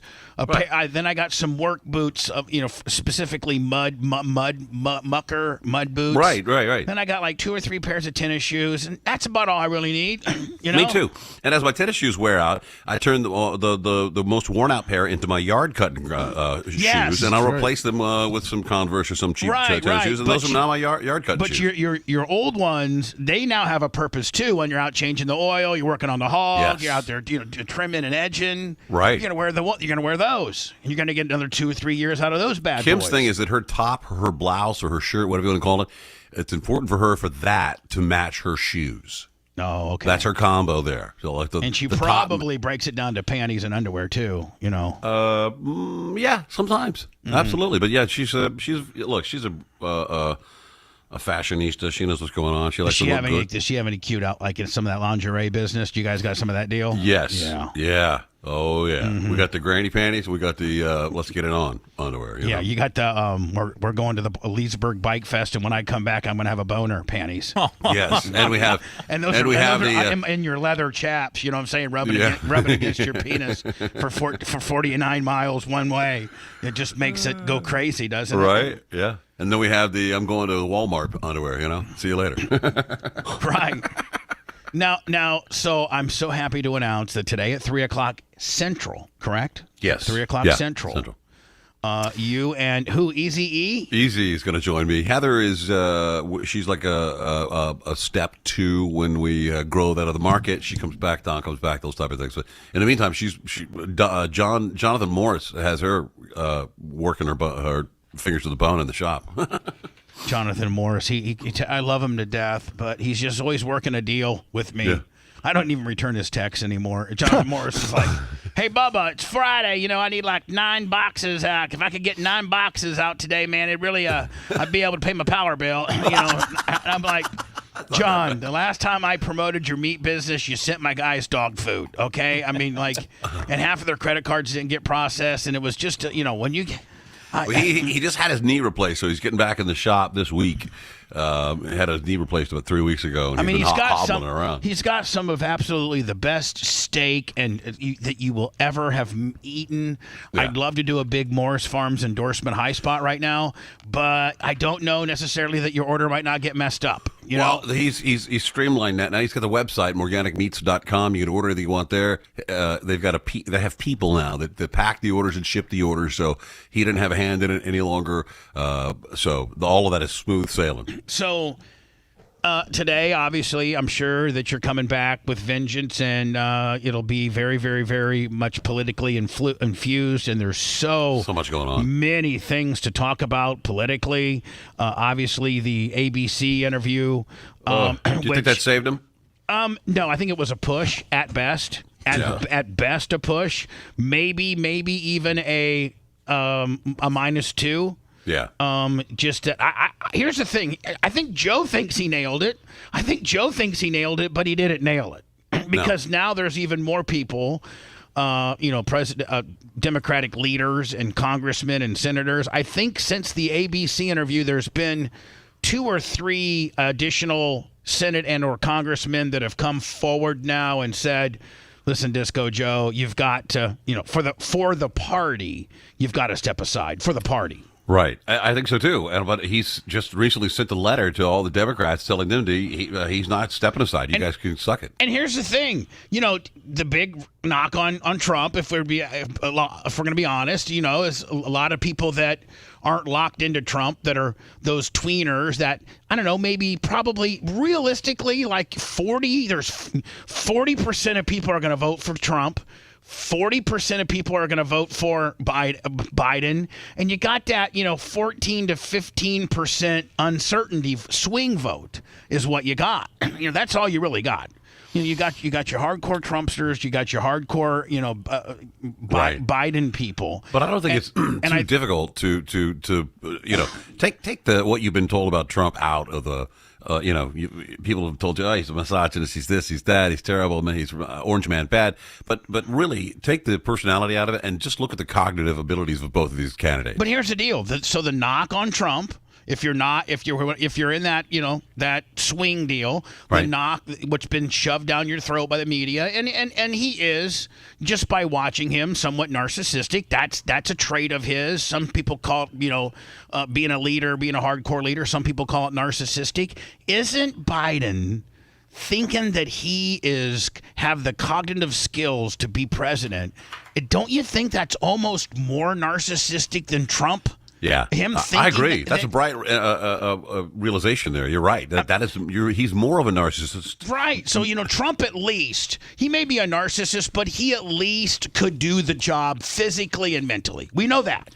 Maybe you hate the guy, but you know that he's present and that he can think clearly and that he can, be a leader one way or the other. Maybe you like him or you're not, but he's present and he can represent us in a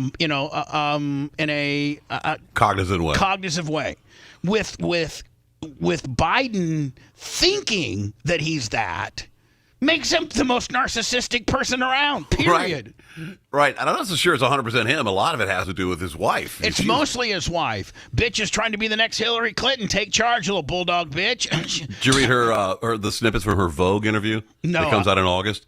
There's a snip in there where she talks about how much she loves being in the motorcade and being on the highway and no one else is around and all the poor people, she didn't say the poor people, but you know what I mean, are backed up on the on-ramps. They're not allowed to get on, and she can go as fast as they want, and they get to run red lights, and when they get to their destination, they're whisked away through a VIP entrance, and she just loves the power. She's addicted to the power, and she didn't care if her husband can't put a sentence together. Damn, she wants to ride the motorcade. Meanwhile, Melania could care less. She hates it. She's like, Melania could care less in 5 different languages. Right, exactly. By the way, where's Melania been? Trump kind of need, I'm going to be honest with you. Trump could use her right now. She's spending time with her kid who's going to college. I know. Yeah, that's a good thing. That shows that they're a better family. Look at that juxtaposed to the Biden family. They got nobody going to college, but they got some skeletons in that family closet. Well, as soon as school starts, Melania needs to get on the trail. She does. She's hot. That's the rap on Trump, is that he's pissed his wife off, and she plays way better than Jill. Jill plays way over the top, and Melania plays that cool hand Luke kind of, because she sits back and supports her man. Jill's got to get out in front and think, and set things up and make a little speech and introduce her husband all the time and then hold his hand. Melania just is the ultimate just hot, cool babe. To stand there and support her man. Plus, Donald won't let her. Listen, I'm going to tell you something. You don't need to get on the microphone. Just let me. I got it. I don't need you. You have a weird accent. Nobody understands it. It's right. It's actually, my pollsters are telling me it's -2 when you talk. So I'm just telling you right now. But I'll tell you, when you look good as hell, you sit back there and pretty, it's a +3. Yes, it is. Plus, it's tremendous. We'll get you a little shorter skirt next time. Summertime out there. Sundress season. Yellow sundress when we're in Florida. When we're in Alaska, we'll change it up a little bit with a sweater. We got it all. What do you think happened to? Do you think? I think she's pissed off. Do you think he runs, or you think he calls it a quit? Oh no, he runs. I think they're pregnant with him, man. I don't think that they. I think they're too far along to change it up.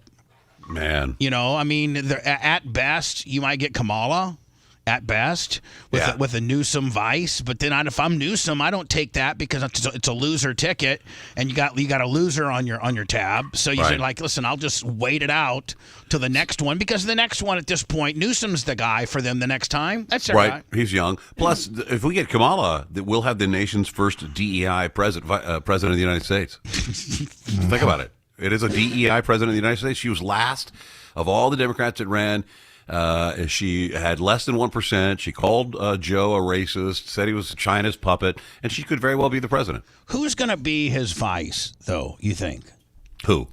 Trump. That's realistically, that's important. Yeah, I do too. I agree because that is likely the 2028 candidate for the GOP. That's why I wish you would put Tulsi Gabbard in there because you've now just hand-delivered America their first female president, and I think that we as a country need that.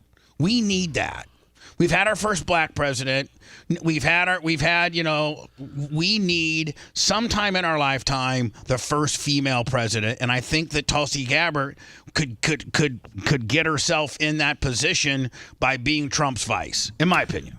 I like Tulsi a lot. I think it might be too much for some GOPers to bring her on simply because she was a Democrat, but I think that there's an edge in that for sure. I think it's an edge that most people think that she might actually not be afraid to tell, Trump.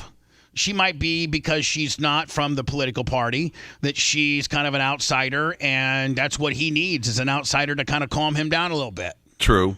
Plus, she's a woman. I think it's a very big deal. I don't know if it's going to be a mistake or not to put a white man as the VP. If you put J.D. Vance, I think J.D. Vance is a great Plus, great I'd love to see like a Melania Tulsi Gabbard scissor session. How hot would that be? Let me tell you something. You need to vote for me and my vice president because I'm going to come home one night after a hard work. I'll find the vice president and my wife scissoring. Oh, yes, this is going to be tremendous. Think about how hot that is. I'm the only lovely scissoring interlude in the White House residence. I wonder if there's ever been, like a scissoring, or wasn't Hillary? No, who was it Roosevelt's wife? Franklin FDR's old lady was a big lesbian. Really? Supposedly, I wonder if there's been any threesomes. Oh, come on. Right? JFK's in there with Fiddle and Faddle, all kind of. But Jackie didn't know about Fiddle and Faddle. Or she pretended not to know about it. Right, true. Or that she was doing Lappy Lappy Smurth with Fiddle and Faddle.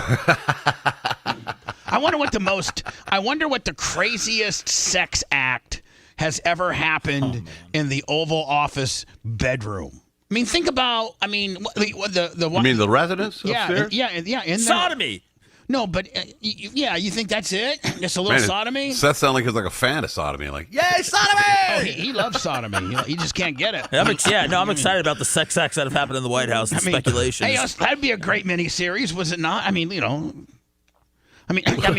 White House has been open since what? 18 or something. Yeah, it was, and then it burned down, and they rebuilt the inside. And hey, Alexa, when did the White House open up? She'll tell us. Hours of operation are not available for the White House on Pennsylvania Avenue Northwest. You could go 1792. You can ask me for their phone number instead.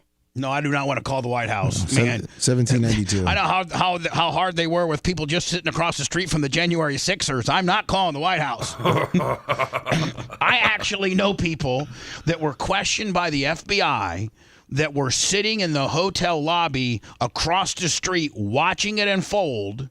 They walked out to the curb, took some pictures of things unfolding, posted them on like their Instagram or Facebook or whatever. They didn't participate at all. They were just there, and the FBI questioned them. Wow. They were just there. They didn't even go nowhere. Hey, look, they tried to get at some FBI field offices to pull bank records of every person that traveled to D.C. in that week. Not that day, not specific. You went there for a wedding or for your Aunt Maud's funeral. You got they found you got pulled. They found out, my friend and his wife, they found out through cell phone ping tower records. Yeah. That's how they found out. Then they cross-referenced that with where they were staying and their flight. Yes, I mean, they really, I mean, they investigated thousands of people for this thing. Maybe they were trying to find the bomber. The bomber. Yeah. What bomber? The They guy just that wanted put- to arrest everybody in the city. the two bombs that were put outside the The Republican. pipe bombs that Yeah. the feds put there. Oh, so what do you think about these marching dudes? Now, you know, these dudes that show up in 3 U-Hauls and they all got khaki pants on. Feds. And they're marching through the streets with American flags with a couple of Confederate flags. Now, so you're trying to Nazi. So you're trying to propaganda. tell me, Shannon. Let me see if I can get this straight because I'm stupid. So you're trying to tell me that the United States government, the feds, if you will, which are ran by Joe Biden, are being dispatched out to look like a bunch of crazy right-wing nut jobs. Yes. So that we can make our candidate we're going against look like the people that follow him are crazy nut jobs. When really it's us trying to throw gasoline on their nut job fire.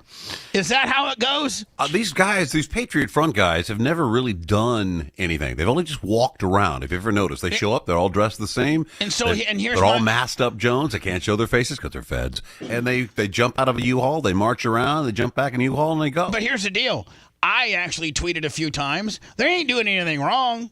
Like, I mean, they're not burning no buildings down, and they're not hurting anybody. So, I mean, regardless of who sent, the big question, I guess, would be who's behind it. But the second question is, who cares? They're not doing anything wrong. I know, but here's the thing. People, they always talk about right-wing nationalist extremists. They're up in the hills training these militia people. But no one ever sees them. All you ever see is happy people with Trump flags and American flags on their trucks cheering and yelling. You never see them doing any white trash, white national stuff. You see them on their boat getting drunk, Yeah. with their Trump flag. But these guys, and they don't do anything evil yet, but they want to be a force that you see Are they trying and that you're to, scared are of. they trying to make it look like the Nazi SS? Yes, absolutely. Is that what? Well, whoever's putting this on, they're trying to take a template out of Hitler's propaganda deal, where he would send the brown-shirted khaki SS to come in and beat people up. They're usually like chanting Nazi propaganda while they're marching. I've never heard him say anything. What do they I've say? never heard him say Kill the any- Jews? I've not heard any of that. I've just seen him unload No, 3 they have the U-Hauls. drum. Yeah, I mean they start chanting things because sometimes they stop at groups. What are they saying? They're a neo-Nazi group. I mean, they're hate going Jews. against the Jewish people, the African Americans. Everyone needs to be a white, white Is that what they're Caucasian saying? Christian. Well, see that then. But why are they all the? When the FBI goes out and hires people, But here's there's a the deal. profile: certain One of size, them- certain weight, certain height, certain this. You can't be fat. One of them's going to get identified. You know that.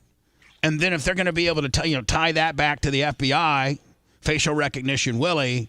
I'm just saying. Like, I mean, I've seen a couple of these protests where people have tried to grab their masks and find out who they are. Right. And so Why are they wearing a mask? Here's the thing. When I look at protesters like these pro-Palestinian people who mask up with the keffiyeh on their face, and these people that mask up, the Antifa people that mask up, the Black Lives Matter people that mask up, there's a reason you mask up, because you're doing something you don't want to be known for doing. So, but if you're an activist and you believe in something, you don't wear a mask because that's you, and you believe it, and you want everyone to know. I want my group to be called the Unmaskers.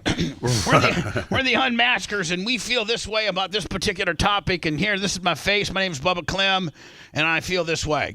I like Israel, and I think the Palestinians are a little crazy. I believe in abortion, and I believe in being able to carry a handgun and a joint. All right. There you go. And you're not wearing a mask because you're proud of those beliefs. And yeah, that's what I'm standing. And you know what? That's what I'm standing for. My name's Bubba Clem, Tampa, Florida. Right? Yeah. But so if it is the feds, I mean, as much as everybody's flipping out about it, they're not doing anything wrong. I mean, they can march up and down the streets all they want. They're not doing anything wrong. I know, but the problem is that immediately liberal people immediately assume that those are right-wing nationalists that are here to march on behalf of the racist Donald Trump, and that's the way they want it to look. And, that, And you're even though there's saying- no ties between them. So the feds are doing it and like Seth said, are they getting paid? Are they on the clock? Sure. Like do they gather like 150 FBI agents and see are they what type of agencies are they coming from? DEA? Are they coming from FBI? Are they coming from? Are they all agencies providing a few? Like how's it doing? That's a good question. I don't know, but it's obvious to me that they're feds. I mean, you've never heard them do anything else except for this one particular act: jump in the U-Haul, dress the same, walk up and down the street. And they came out of nowhere. Like we've not seen this prior. Right. Right. No. Like we didn't see this for 2020. We've not seen it.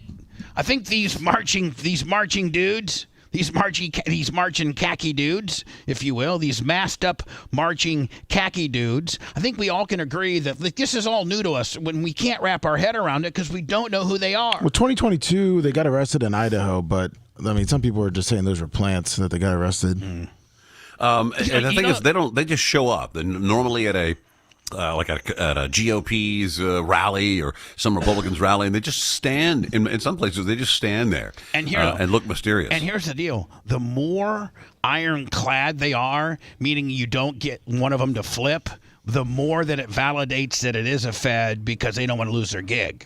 You know what I'm saying? Right. But if you're just Johnny Proud Boy and you're and somebody offers you $5,000 for an exclusive interview for you to tell us the behind the scenes as to the leader and who's who you're stepping for, so one person would finally crack and give up the info. So, and the feds need to realize, is that how pathetic it is now that you got to dress people up to be more extreme than your current opponent, to make your current opponent look even crazier than he already does? Yeah, that's the point. I mean, come on now. Really? Let's concentrate on, maybe finding a replacement for our guy instead of trying, because I think that no matter what they do, Donald Trump's locked into however many votes he's going to get. And there's nobody, your little marching khaki guys and all the other things that you're trying to do, it's not going to persuade the average person that's locked in MAGA, period. One thing that scares me about Joe Biden being so adamant about I'm running no matter what is because he says it with such confidence that he kind of maybe already know that one side's going to win regardless of who the candidate is. So does that worry anybody? You're saying that he might be hard selling it too much? No, he's not. He's not worried about it because he already knows he's going to lose. They know that he's going to win. Through the ballot box games. Yeah, the ballot box Jones. It's all going on. I was actually watching this video where a guy went in and he was familiar with the Maricopa County software that counted the Maricopa County, Arizona elections, and he was a part of the company that provides the software that they use to run the election. And he was showing how there were back doors within the software that could change votes by just changing Donald Trump listed as candidate number 2 and Biden as number 1, and then all their votes go untraceable to that person. He was showing how he could do that. So, listen, the next election that happens, that's going to be an absolute crap show with regards to, is it real? Is it not? Has it been manipulated? I mean, even if Trump wins, what do you think Biden's going to say? He stole it. You can't say that anymore. You can't say that there's not that you can't question an election. Oh, well, yeah, you can. Is he going to have a January 7th gimmick? I'm just saying. Is Biden going to have a January 7th gimmick, and all the Democrats going to start misbehaving because the Republicans have a template of misbehaving when their candidate didn't make it, and it's just going to be an absolute crap show. And then Joe's going to be like, they stole the election through, they figured out how we did it, and then they did it better, and then and then Trump's just going to be an absolute lunatic. He's putting everybody in jail. I mean, everybody's going to jail. I'm just telling. Joe Biden might get handcuffed at the inauguration. Right? He's going to go crazy. Well, we'll see. Look, who do you think is the number 1 VP pick? JD Vance, anybody? I think, JD Vance? I think the guy from North Dakota. Burgum? Yeah, or Mr. Excitement? Or maybe Tim Scott. You know, for the black vote. I don't know. Tim Scott doesn't really. He doesn't have enough energy for me. No, JD Vance is very intelligent. He's openly gay. I think that is that's kind of like. I like Vanaswamy or whatever the hell his name is. Ramaswamy, yeah. I really like him. His name's too difficult to say. Won't fit on his sign. Conveniently, Trump Ramaswamy doesn't have a ring to it. but he's smart as hell, man. I like the guy. Oh, he's a genius. That's right, Ramaswamy. It kind of feels like it overbears my name a little bit. You know, my name Trump. His name's Ramaswamy. Ramaswamy. I don't know. I don't know Too if many I could, letters. Don't know if I could even trust the guy looking at him. If you know what I'm saying. You know, I don't know if he's gonna have a backpack or what. You know. I mean, look, he's the guy that Biden said you can't even go into a 7-Eleven if you have an Indian accent. You know. Oh, at one point, we can't even get into the things that Biden has said. He thought he was the first black vice president. Yeah, and he was the goodest. He's done the goodest job. Did you hear his grammar this weekend? Yeah, we did. So anyway, listen, Shannon. Congratulations. Happy to be back. I'm so glad that we're back on the same team. And more importantly, we've actually got to plan a Fort Walton Beach trip. We really do. We got to do. We got to spend some time there. Yeah, like a couples deal. Seth, could you bring Phoebe for a couples deal, or is she out? What do you mean, like a swing fest? No. Oh, yeah, we bring our wives. Oh, yeah. No, like we bring our... I thought we were all swinging and banging on the back of Shannon's bike. I mean, we could. There you go. I mean, I don't know if... Would Phoebe be into that? No, not at all. Okay. But she would love to go. Watch, maybe? Watch what? Watch the swinging. Yeah, Okay, yeah. We'll sit in the front row. Let me, you and Ashley want to go up there and swing? Of course, sure. let's do it. Swinging, yeah. Swinging. Me and Merch Crick and Kim and Rhett and your new girlfriend and all of us just up there just swinging upside down pineapples, just getting crazy. Swing life away. Dan and Romina. Yeah. Dan and Romina. Hey, good talking to you, my friend. Man, good talk to you, brother. You guys, good talk to all of you. Happy to be back on the network, and let's kick some ass. We'll see you later, buddy. All right, buddy. You're listening to the Bubba the Love Sponge Show. If you want 24/7 on-demand Bubba and the crew, go to BubbaArmyHQ.com. The Bubba the Love Sponge Show will be back after this.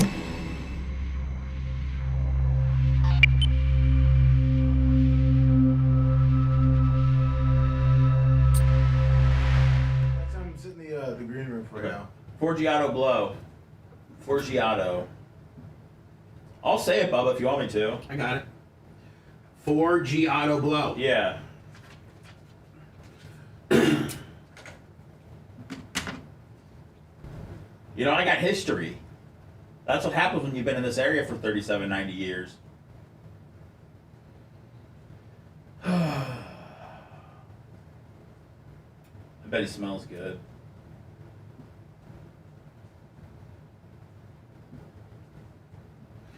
Man, one person died from this hurricane already.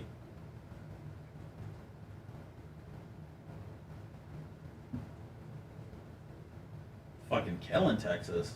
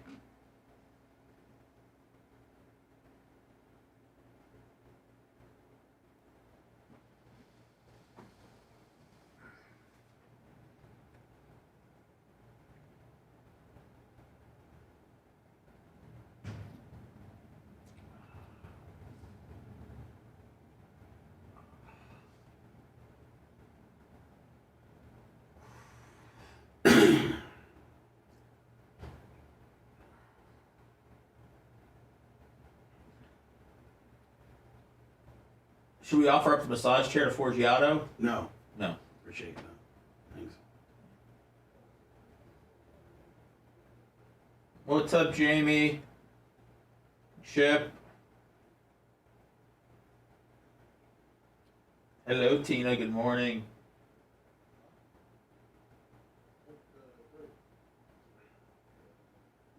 What up, Rick?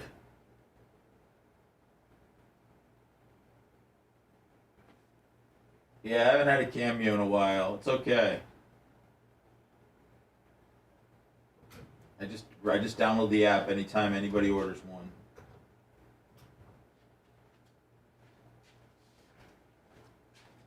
He cool? Yeah. Hanging out in the green room. What up, Gary? Is he by himself? Yeah. What's up, Chris? Doesn't need a posse. WWE, Facebook says, Facebook is committed to protecting everyone's intellectual property, so we're letting you know that your video contains material that you may not have the rights to. Oh, so you know that the Cena video. Oh, jeez.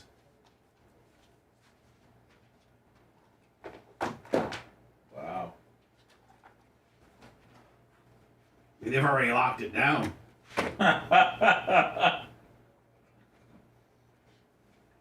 What up, Stop and Go, Steve?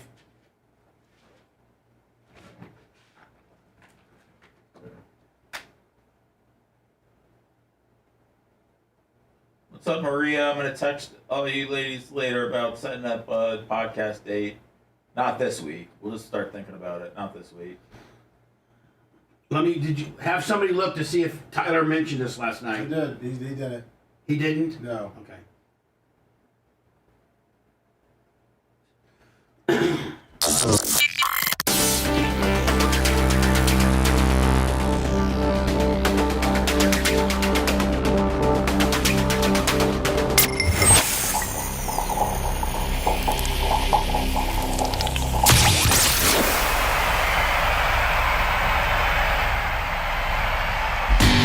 You want to hear all the times Hulk Hogan or Tucker Carlson called in? I like that idea. We have it all for you on BubbaArmyHQ.com. Now back to the Bubba the Love Sponge Show.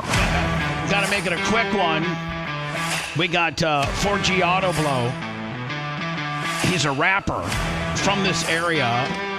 He has niched himself into being kind of a MAGA-based Trump rapper. He's going to come in. We're going to talk a little something with him today. Lummy, I thought maybe we could go through some of these things we couldn't get talk about on Twitter.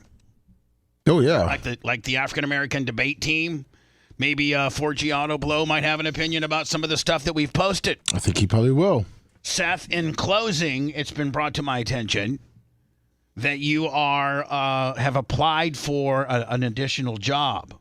Yes. Outside of the BRN. Yes, I told Lummy that just so he knew. Lummy came to me and said, I don't know if you want to address this on the air or privately, but Seth has applied for another job. Okay, Seth didn't tell me not to say anything. I was just letting Lummy know, and I didn't say nothing. Pulling a hum on us? What's that? You pulling a hummel? No, it's just for a job like that's nights and weekends and stuff like that. What are you doing? Trivia night at the old people's place? No, I don't even have it. I just applied. I was starting the process of applying, and the one that I applied for was to be a public address announcer for the 2024-25 season for Major League Table Tennis. What? I applied to be the. Where's that based out of? A remote. I think I just watched the table tennis on TV or something. You just watch it, then you like Peyton Manning yourself in as he's watching the Monday Night Football game. Yeah. Oh, okay. You're not applying to do mornings in Orlando or anything like that. No, I was just kind of bored over the weekend, and there's only so many podcasts that you can do. And by the way, you did a bunch of podcasts. Thank you. Yeah, no problem. Keep that stuff up, my friend. Yeah. And there's only so many that you can do. So I just was starting to feel like I could do. I have some time to do some other things. So I just started to look into it. But great. I was just telling. Do you know much about table tennis? Well, the Chinese guy is hitting it over to the Japanese guy, and boy, those guys are really fast. The angles are impossible. My God, it's nonstop. I think we're on our 39th volley back and hit forth. it back, 30 times. Whew. Is there any Americans in this event? Hello? Unfortunately, we will not be moving forward with your application, but we appreciate your time and interest in Major League Table Tennis. Oh, you just got a response back? There you go. Yeah, that was. Yeah. There we go. We keep our Seth. Perfect. We don't have to spread out our Seth. Dude, they didn't even give me a shot to even show what I'm about. Thank you, MLTT. MLTT. Major League Table Tennis. Seth is trying to be the Tony Romo. I'm going to start my own league. Of Major League Table Tennis. Seth, you applied all those jobs you want, my friend. For Giotto Blow, the rapper, next. Thanks for letting me finish. You've been listening to the Bubba the Love Sponge Show, starring me, Bubba the Love Sponge. Co-host and show historian, Lummit. Co-host Dr. Dan Diaco, Esquire of Council. Co-host J. Diaco, Esquire, the Spitting Cobra of Council. Brett, the Filthy Ginger video editor. Yeah, back here wiring up. It's Mini Macho. The BRN agent, Thomas Buttoned Up B. And for everything else, go to thebubbaarmy.com. Now, time for the legal disclaimer. Exactly. The Bubba the Love Sponge Show is intended solely for the enjoyment of our listening audience. Any rebroadcast, retransmission, or other use of this show without express written consent of the Bubba Radio Network is prohibited. We must dissuade him of this delusion. Until next time, always remember. I repeat hello, I'm back.